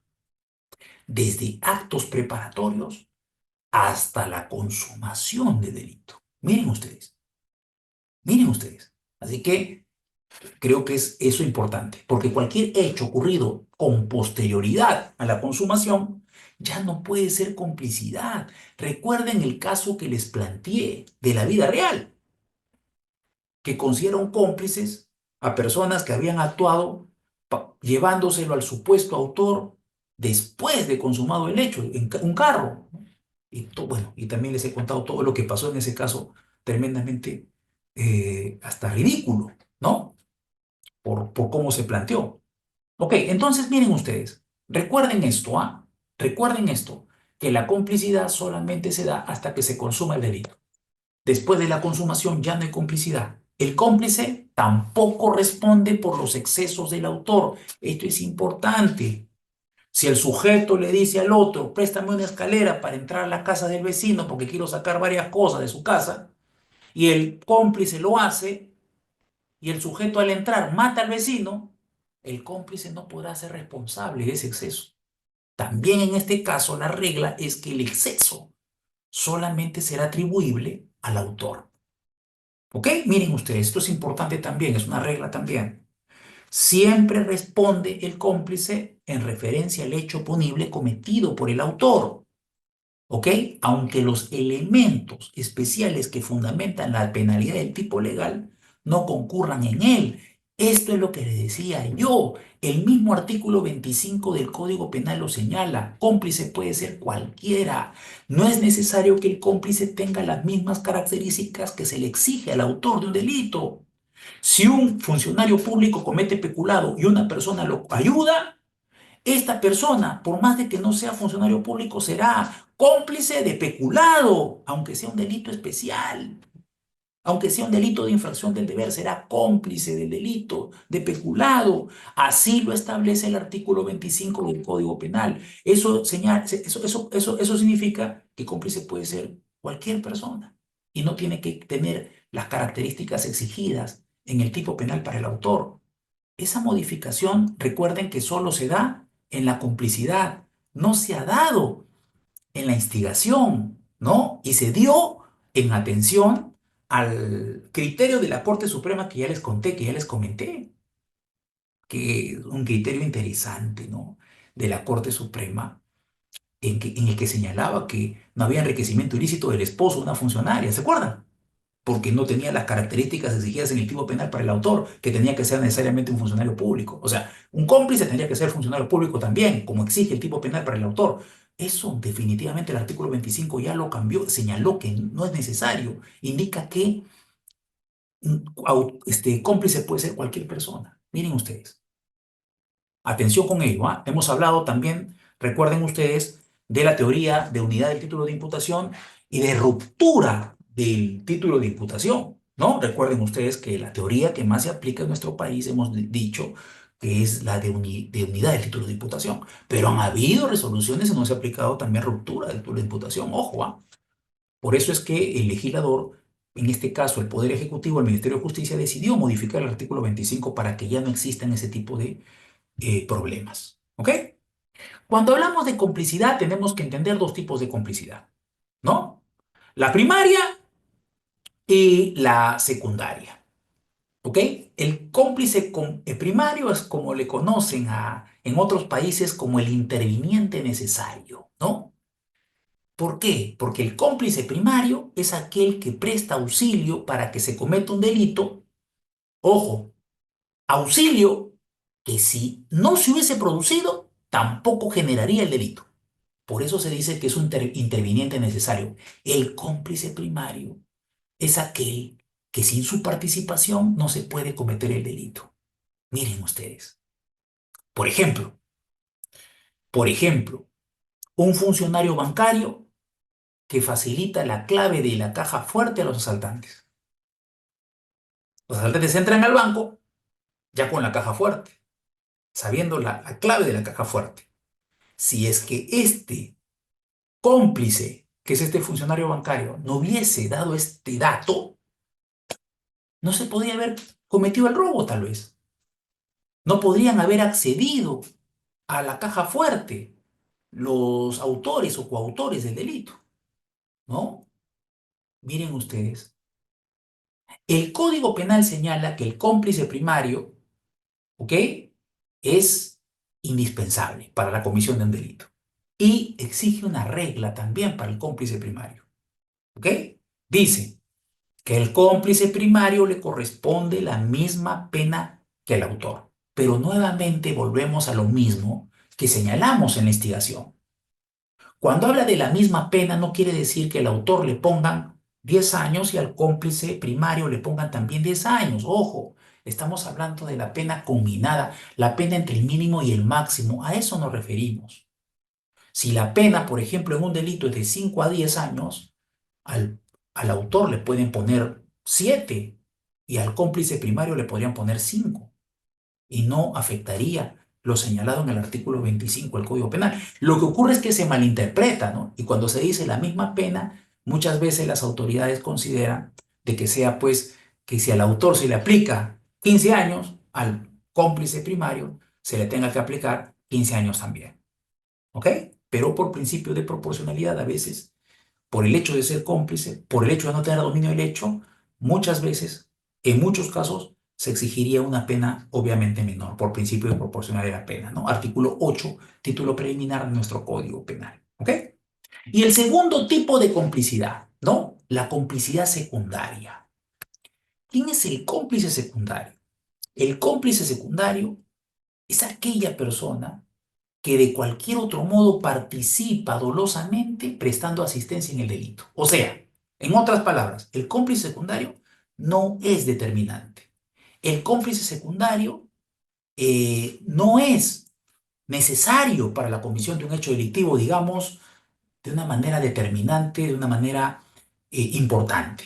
O sea, en otras palabras, el cómplice secundario participe o no participe del delito, igual el delito se va a cometer. ¿Ok? Igual el delito se va a cometer.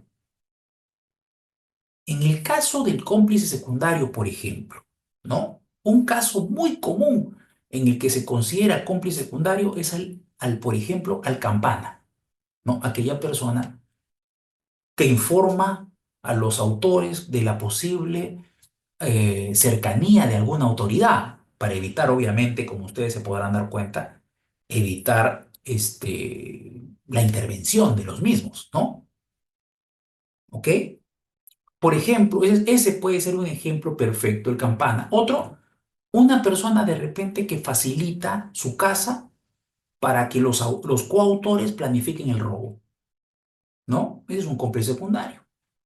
No tiene mucha importancia. Si es que no lo hacen en la casa de este cómplice secundario, lo pueden hacer en otra casa o lo pueden hacer en otro lugar. Entonces, no es indispensable la participación del cómplice secundario para que se consuma el delito. Y esa es la característica esencial del cómplice secundario. Y por ende, como no es necesario, por obvias razones y por principio de proporcionalidad de la pena, a él le correspondería una pena menor. Pero obviamente, pero cuando hablamos de pena menor, hablamos por una pena incluso por debajo del mínimo legal. La ley señala, el artículo 25 del Código Penal señala que en el caso de cómplice secundario, la pena se disminuirá prudencialmente. Y es obligatorio para el juez disminuir la pena prudencialmente. Y hemos visto que la jurisprudencia en nuestro país establece, miren, establece que la disminución de la pena sea por debajo del mínimo legal. Por debajo del mínimo legal. Ojo, muy bien. Esas son las figuras que hemos visto el día de hoy. Hay unas diapositivas que seguramente lo van a compartir con ustedes, muy interesantes, en donde se establece cada uno de los puntos, pero por jurisprudencia. La jurisprudencia, ¿qué es lo que dice respecto a diferentes puntos? ¿Ok? Ahí seguramente, ahí está, esa diapositiva. ¿Ok? Ahí, miren ustedes, se comparte, ahí van a ver la jurisprudencia relevante, ¿no? Explicando, ¿no? Casos de coautoría, autoría inmediata, autoría directa, cómplice primario, secundario, instigador, circunstancias, delitos, ¿no? ¿Cuándo se les puede considerar? Ok, esa jurisprudencia creo que puede servirles muchísimo a ustedes para que ustedes puedan identificar, ¿no? Lo que hemos hablado a lo largo de esta sesión. Obviamente la sesión es corta, tenemos solamente 2 horas para hablar de esta sesión. Es imposible, como ustedes ven, miren la cantidad de jurisprudencia que hay, imposible hablar de toda la jurisprudencia, ¿ok? Y bueno, siempre es bueno dejar unos minutos. Bueno, esto seguramente lo van a compartir para que ustedes lo puedan tener, ¿ya? Lo van a compartir para que ustedes lo puedan tener. Pero siempre dejo unos minutos, como ustedes bien saben, para las preguntas, que con ustedes son numerosas, así que vamos a tratar de responderlas todas, ¿ya? Para que todos estén contentos, ¿ok? Vamos a empezar a responder las preguntas. Vamos a ver. Ok, ok, ok. No sé, a ver, vamos a ver cuál es la primera. Ya la vi. Ajá, dominio del hecho, deberes de organización de la gente. Así es, Eduardo. Alex dice, pero si la enfermera no tiene la intención o voluntad de administrar el medicamento incorrecto, ¿por qué tendría que responder? No va a responder, obviamente, Alex. Como hemos indicado, no respondería porque ha sido utilizada como un instrumento. Efectivamente, Alex, ella no sería responsable penalmente. Yanina dice, en la autoría mediata, ese tercero que comete el delito, ¿con qué figura responde? Como hemos indicado, digamos, en la teoría tradicional, podemos señalar de que no tendría que tener ningún tipo de responsabilidad penal. Pero hemos indicado, Yanina, que la jurisprudencia de nuestra Corte Suprema ha establecido algunos casos en donde sí se puede generar responsabilidad del que actúa como intermediario, ¿no? O como instrumento del autor mediato, Yanina, ¿ok? Pero obviamente la teoría tradicional de la autoría mediata conviene de que no podría existir una responsabilidad del que ejecuta el hecho, ¿ok? Por las circunstancias que hemos indicado, ¿cierto? ¿Ok? Nicolás dice, Percy dice solo Carlos, claro, en el caso de la autoría, ¿no? El tema del el exceso, ¿no? Nicolás dice, falta de requisito de fungibilidad, porque título de imputación responde el ejecutado. Así es, Nicolás. Esa es. Son fungibles, como dijimos, en el caso de la autoría mediata en aparatos organizados de poder. Esa es la característica de que los ejecutores del delito, ojo, los ejecutores son fungibles, o sea, son intercambiables. Y eso es lo que fundamenta particularmente la autoría mediata en aparatos organizados de poder, estimado Nicolai. También dice, doctor, en caso del sicariato tampoco se aplicaría la autoría mediata y la responsabilidad penal para ambos. En el caso de la autoría mediata está determinado penalmente, ¿cierto? Sicariato, aquella persona que mata, ¿no? Por acuerdo, encargo, ¿no? ¿Ok? Y está el delito de conspiración para la autoría, para un sicariato, donde sanciona obviamente al interesado y hasta el intermediario. Como autores, ¿ah? Ojo, como autores, ¿ah? Pero el tipo penal lo establece de esa manera, ¿ok? De esa manera. José Hidalgo, José, claro, la de Seven, ¿no? Con Morgan Freeman y Brad Pitt, les recomiendo que lo vean. Eduardo habló de delito culposo, principio de confianza. Ajá, Nicolás dice, y la actuación en la etapa de ejecución podría ser cuando ya, claro, decíamos, ojo, ojo, no hay que confundir acá, Nicolás. Decíamos que la actuación del cómplice y del instigador tiene que ser desde actos preparatorios, desde hasta consumación. ¿Eso qué implica? Actos preparatorios, ejecución y consumación, ¿no? Hasta que se produzca la consumación. Entonces, también la ejecución, desde actos preparatorios hasta la consumación, también hacemos referencia a la ejecución, obviamente, mi estimado Nicolai. ¿Ok? Muy bien. ¿Qué más tenemos aquí? Ya, me están preguntando dos personas. Estel y Nicolai me están preguntando respecto a la autoría sucesiva, ¿no? ¿Cómo podríamos establecer una autoría sucesiva digamos, polémica, ¿no? Ejecutora suprema expedida por la Corte Suprema del país. ¿Cómo podría ser una autoría sucesiva? Digamos que yo estoy asaltando a cualquiera de ustedes. A ver, digamos a Marcia. Marcia solamente es un ejemplo, ¿ah? ¿Ok? Estoy asaltando a Marcia, le estoy queriendo quitar el celular y resulta que Marcia opone resistencia tal vez. ¿Ok? Y por ahí pasa un amigo mío que me ve tratando de quitar el celular a Marcia e interviene también, ¿no? Y entre los dos quitamos el teléfono celular a Marcia. Ese sería un ejemplo de una autoría sucesiva, en donde primigeniamente existiría una autoría directa, pero luego, de acuerdo a las circunstancias, podría una persona también participar, pero ya como autor, obviamente, porque está actuando, está generando la sustracción, en este caso del bien mueble, ¿no? Lo que genera eh, la característica para ser considerado como autor. ¿Ok? José Daniel dice, disculpe doctor la impertinencia, pero ¿cuál es el tercer tipo de autoría mediata? Son tres tipos de autoría mediata, José Daniel, dijimos, sucesiva, alternativa y la tercera, la aditiva, también llamada agregada. ¿Ok? Y esa es la autoría mediata, ¿no? Yo pensé coautoría. Yo pensé coautoría. Autoría mediata, hemos establecido que también la Corte Suprema ha establecido tres: la autoría mediata por coacción, la autoría mediata por error y la tercera, efectivamente, como ahí te está escribiendo, ahí estoy viendo a José Daniel, ¿no? Perdón, a Gerson, la autoría mediata con intermediario responsable. Efectivamente, José Daniel. Perfecto. Nicolai dice, la autoría de aparatos organizados de poder se puede aplicar a los delitos económicos empresariales. Uy, qué tremenda, qué tremenda pregunta, muy interesante, Nicolai. Sí, siempre y cuando se considere un aparato organizado de poder. ¿Qué significa esto? Que esta, digamos, persona jurídica o empresa haya sido creada con la finalidad de cometer conductas delictivas. Porque, bueno, hemos visto que dentro de la doctrina de nuestro país se acepta ello. Y el Código Penal también. Por eso se aplica sanciones también a la persona jurídica en el sistema jurídico penal peruano. Entonces, sí, si es que hay un aparato organizado de poder, ¿qué significa? Que haya sido creada la persona jurídica, sea creada la empresa, ¿no?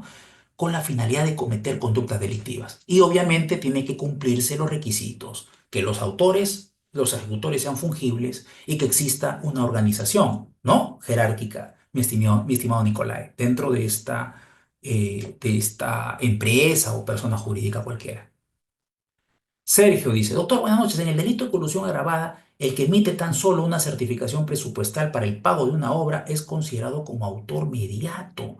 Ya hemos indicado, y ahí creo que te contesta Nicolai, ¿no? Grado de autor por infracción del deber, debe haber relación funcional o puede existir autoría por designación. Bueno, habría que determinar en primer lugar o estamos hablando, hemos hablado hoy día como al autor mediato, primero tiene que tener un dominio de la voluntad, ¿no? Tendría que existir un intermediario necesariamente, ¿no? Y se tendría que establecer que hay un dominio del hecho, específicamente basado en el dominio de la voluntad. Y en el caso del delito de colusión, solamente podría existir la posibilidad de un autor directo. Así que lo que te dijo Nicolai, perfecto. O sea, ojo, está cuestionada la posibilidad de autoridad mediata, ojo, pero hay que entender algo que es importante, Nicolai, Sergio. Hay posturas, hay posturas. En la teoría tradicional, si es un delito de infracción del deber, no se podría dar una autoría mediata. Tendría que ser un autor directo, ¿cierto? Pero hay algunas posturas que sí aceptan estas posibilidades, cuestionadas todas, obviamente, cuestionadas, ¿no? O cuestionables. Pero desde mi punto de vista, mi estimado Sergio, si estamos hablando de un delito de infracción del deber, como es el delito de colusión, entonces aquí solamente podría caber una autoridad directa, ¿no? Tendría que especificar la fiscalía cómo se habría producido esto, ¿no? Pero bueno, hay posiciones, como te digo, y seguramente hay autores que sí consideran que la autoría mediata sí se podría dar. Desde mi punto de vista es cuestionable, mi estimado Sergio, mi estimado Nicolai. Desde mi punto de vista es cuestionable, ¿no? Siguiendo digamos, la teoría tradicional, ¿no? Siguiendo la teoría tradicional. Pero ya ustedes saben que las teorías son muchas y por ahí hay autores que señalan una cosa, otra cosa, otra cosa, otra cosa. Pero de mi punto de vista, el día de hoy hemos visto la teoría tradicional, cómo surgen estas teorías y bueno, sería cuestionable. Nicolai dice, se arregló con la modificación del artículo 20. Así es, el cómplice. Unidad del título de imputación. Ya no, por lo menos en la complicidad, Nicolai se quitó esa duda, ¿no? Esa duda. Si es que se aplica la unidad del título de imputación, si se aplica la ruptura del título de imputación, ya no. En el artículo 25 ya establece claramente, expresamente, de que cómplice puede ser cualquiera. ¿Ok? No es necesario que tenga las características exigidas para el autor. Nayeli dice, teoría de la unidad de título de imputación. Nicolai habla excepto en casos de cohecho. A ver, explícame ahí a qué te refieres, Nicolai. Me perdí un poquito respecto a eso. Braulio dice, doctor, caso Nadine Heredia podría ser el caso mención. Bueno, ya sabemos lo que ha pasado con Nadine Heredia, ¿no? Seguramente este tema vamos a comentarlo con muchísimo tiempo más adelante. Seguramente va a haber bastante posibilidad de hacerlo, ¿no? Nicolai dice, el cómplice primario o cooperador necesario. Es muy criticado porque señala sin el cual se hubiese podido realizar el delito. Claro, esa es la característica, Nicolai. En otros países le llaman cooperador necesario. En nuestro país le denominamos cómplice primario, ¿cierto? Pero el nombre de cooperador necesario creo que explica cómo es que participa este cómplice primario. Sin él no se podría cometer el delito. ¿Ok? Estela dice cómplice secundario, que es el que no tiene importancia, obviamente, como hemos indicado en la comisión de delito. Nicolae, eso genera inseguridad jurídica porque queda discrecionalidad judicial, debe existir precisión como para el cómplice secundario. Sí, definitivamente. Precisión para, ya me estoy imaginando, Nicolae, que estás señalando respecto a la instigación. Sí. Y eso demuestra que el legislador legisla, valga la redundancia, de acuerdo a las situaciones, de acuerdo a las circunstancias, ¿no? Y no se da cuenta de repente las consecuencias que están alrededor de sus modificaciones, ¿no? Se olvidó de la instigación. Estel dice, doctor, en un caso de robo, uno maneja mototaxi, otro baja para robar el transeúnte y otro pone el freno de mano de la moto, el freno de mano, Humberto, para que robe. Son coautores. Bueno, podrían ser coautores si se demuestra efectivamente un plan común, porque es una característica, una decisión común también de ellos, ¿no? Sí, ahora, hay una cuestión que es importante, me estaba olvidando de explicarles y es tremendamente importante. ¿Cuál es la diferencia entre este, cuál es la diferencia entre la coautoría y banda criminal u organización criminal, por ejemplo? Ojo, ¿cuál es la diferencia? ¿No? Porque muchos, por ejemplo, se ha escuchado muchos que señalan de que la fiscalía, antes, ¿no? Porque después de la modificación el año pasado del delito de organización criminal ha cambiado las cosas. Pero se quejaban mucho de que la fiscalía, cuando habían dos o más integrantes, perdón, tres o más integrantes, era muy común tipificarlo como organización criminal, ¿no? Y por eso se modificó el Código Penal el año pasado respecto a este delito. Se utilizaba muy fácilmente. ¿Cuál sería la diferencia? La diferencia principal es que la coautoría es la reunión de personas, dos o más, para cometer un solo delito. ¿Ok? Mientras que tanto la organización criminal como banda criminal es reunión, en el caso de banda criminal, dos o más personas, en el caso de la organización criminal, tres o más personas, pero para cometer diferentes delitos dentro del ámbito de la banda criminal o organización criminal. Esa es la diferencia. Coautoría, cuando la finalidad es cometer un solo delito y punto. Pero si la finalidad es cometer diferentes delitos, ya podemos hablar o de banda criminal o de organización criminal si se cumplen los requisitos establecidos, pues en las últimas modificatorias realizadas en el artículo 317, ¿ok? Del Código Penal. Ok, muy bien. Nicolai dice, ¿por qué no coautoría? Tampoco, ahí me perdí de respecto a qué te referías, mi estimado Nicolai. A ver, señálamelo. María dice, doctor, cuando en alegatos de clausura la defensa técnica puede invocar que el cómplice primario se le debe absolver por cuanto el delito que invocó el Ministerio Público debió sobreseer, ya que se debió llevar un proceso civil por incumplimiento. Yo supongo que te refieres a un caso relacionado al proceso civil, como por ejemplo un caso de usurpación, supongo yo. Claro, obviamente los alegatos de clausura son la posibilidad de argumentar lo que se ha actuado, ¿no? En etapa de juzgamiento, así que no hay ningún tipo de problema.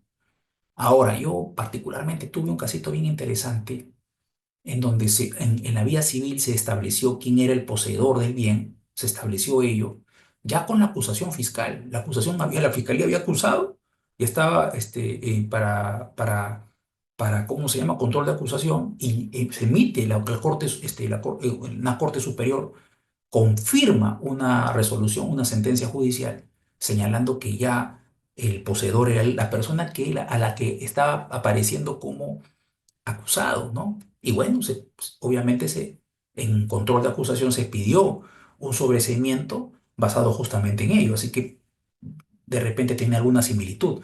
Y hay una sentencia que en este momento no recuerdo, María, pero que yo utilicé de la Corte Suprema. Fue una, sin mal no recuerdo, una casación basada en la cosa juzgada civil aplicada al proceso penal. Yo te recomiendo, bastante interesante, yo te recomiendo que la busques, ¿no? Que la busques, porque hay una interesante casación basada en ello, María. La cosa juzgada civil basada en el proceso penal. ¿Cómo influye en el proceso penal? ¿No? Que te puede servir mucho. Nicolai dice, falta fundamentación, teoría del dominio del hecho, Rocín, dominio funcional, teoría de bienes escasos, Guimberda, teoría de momento. Ok. Teoría del dominio del derecho. Claro, estamos hablando obviamente de las teorías que se aplican obviamente dentro de la jurisprudencia. Ya les he indicado que hay muchas teorías. Imagínense, sería tremendamente, la sesión tremendamente extensa, ¿no? Y bueno, estamos hablando de las principales teorías que efectivamente utiliza la Corte Suprema, ¿no? Sobre todo, Santos dice, ¿puede existir complicidad en el delito de cohecho pasivo propio que a nivel jurisprudencial no acepta tentativa? A ver, ¿puede existir complicidad en el delito de cohecho pasivo propio que a nivel de jurisprudencial no acepta tentativa y lo catalogan por ser predominantemente tendencia interna trascendente? Claro que sí, Santos. Yo creo que sí.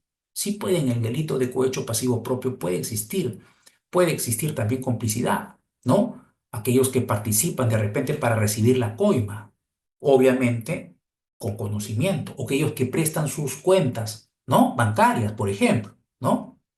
¿Ok? Durán, doctor, ¿cómo es la teoría del dominio por organización? Miren ustedes, es lo que conoce el profesor Gunther Jacobs a la teoría conocida por el profesor Klaus Roxin de dominio del hecho. ¿Ok? Del dominio del hecho. ¿Ok? Muy bien. Iván dice, ¿qué sucede cuando en una intervención participan dos policías pero solo uno solicita donativo? ¿Qué grado de participación tiene el otro efectivo policial? ¿No?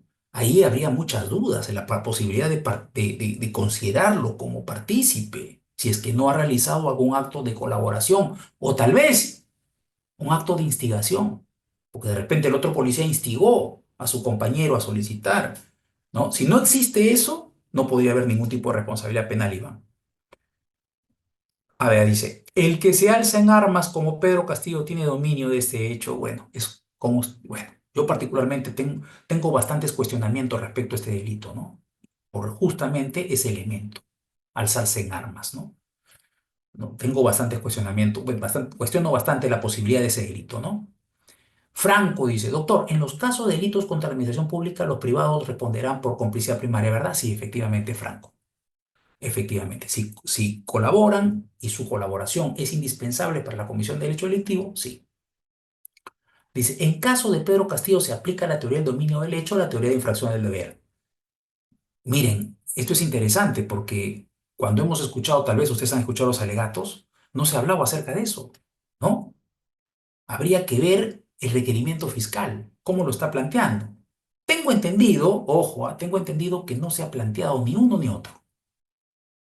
Tendría que haberse planteado, bueno, me parece que la fiscalía no lo consideró necesario, ¿no? Pero habría que ver, tal vez eso también sería interesante, ¿no?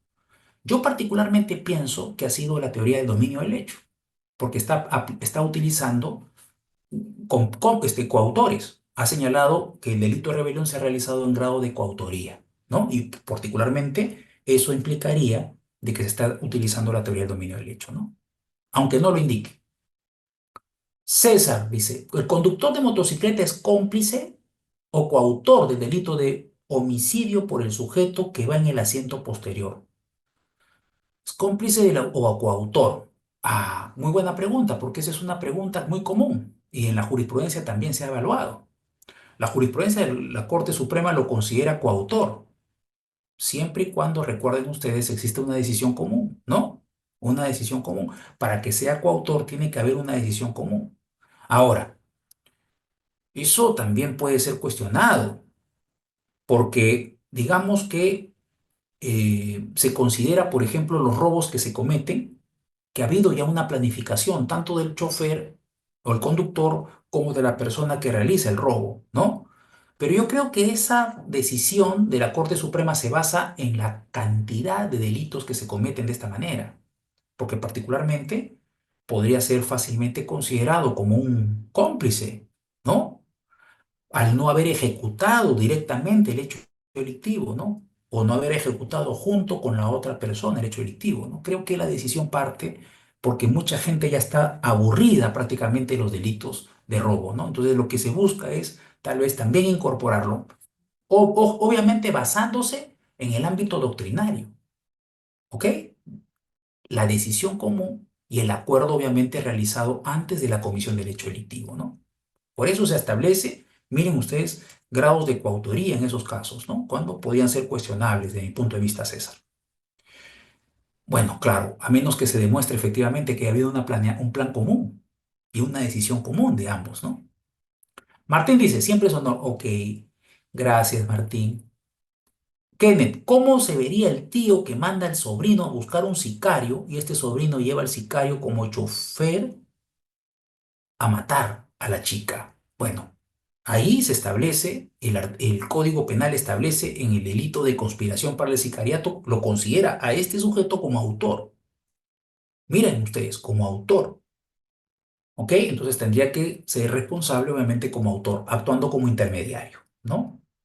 Janet dice, doctor, buenas noches. En caso de sicario, una moto y dos sujetos, uno dispara y mata a la víctima, ¿cuál sería la calificación de tipo penal de cada uno, ¿no? Y lo mismo, como dije, Janet, en el robo, en el sicariato, se determina jurisprudencialmente, por lo menos criterio mayoritario, que son coautores, porque había un plan común, una decisión común, ¿no? De ambos, ¿no? Y un plan antes del hecho, ¿no? Si eso no se demostrara, se podría hablar de una complicidad, ¿no? Incluso una complicidad primaria, que también es dolosa, pero digamos que la Corte Suprema normalmente considera, y también en varios tribunales a nivel nacional, consideran que esto sería una coautoría. Ok, Gerson, muchas gracias. Doctor, el delito de minería ilegal es un delito de dominio del hecho, dice, ¿no? eh, Se podría considerar, obviamente, una teoría del dominio del hecho, ¿no? Aunque de repente tú me podrías decir, pero doctor, el tipo penal exige una característica específica, ¿no? Que la persona realice, ¿no? Un acto de minería ilegal con la extracción, explotación, exploración. Esos son creo que los verbos rectores, ¿cierto? Pero el segundo párrafo del delito de minería ilegal establece que se tiene que castigar a aquella persona que no se haya, no se haya inscrito, ¿no? No se haya, se dice, ¿qué palabra utiliza específicamente? Utiliza creo que la palabra no haya regularizado su inscripción, pero tiene una palabra en particular, ¿no? Formalizado creo que es la palabra, ¿no? Y esto es una trampita, ¿no? Porque miren ustedes, si yo presento ante el ministerio, ante las autoridades correspondientes, presento mi inscripción para formalizarme como minero, cualquier acto que pueda realizar ya no sería delictivo, ¿cierto? Porque me sorprendió mucho cuando este delito se incorporó al Código Penal, porque hay muchas personas dedicadas a la política que realizan este tipo de actividades. Pero luego, con las modificaciones se han ido dando, que han ido ya, de alguna manera, generando algunas salidas a este delito, ¿no? A este delito de minería ilegal. Entonces, yo considero que es un delito de dominio del hecho, ¿no? Muy bien. ¿Cómo comprobar que es autor mediato? Determinando, como ya hemos indicado, la existencia de un dominio de la voluntad de un tercero, ¿no? Y cumpliéndose, obviamente, los requisitos que hemos señalado el día de hoy, y los tipos, obviamente, considerando los tipos de autor mediato que hemos señalado el día de hoy, ¿no? Estableciendo si es que se abarca alguno de ellos, y si no abarca alguno de ellos, obviamente, no podríamos considerarlo como tal. Podríamos considerarlo de repente como un instigador. ¿Y cuál es la diferencia entre el instigador y el autor mediato? La diferencia entre el instigador y el autor mediato es, en primer lugar, que el instigador no tiene el dominio del hecho. El, el autor mediato sí lo tiene. Tiene el dominio de la voluntad de un tercero. ¿Ok? El autor mediato utiliza un instrumento para cometer el delito. En cambio, el instigador convence a otra persona de cometer el delito. Y no tiene el dominio del hecho. Él convence a otro que cometa un delito que le corresponde al otro. Entonces, esa es la gran diferencia que existe entre ambas figuras. ¿Ok? Ok, muchísimas gracias. Gracias a todos. Creo que he contestado todas las preguntas. Un abrazo muy fuerte. El tiempo ha sido, como ustedes ven, tirano.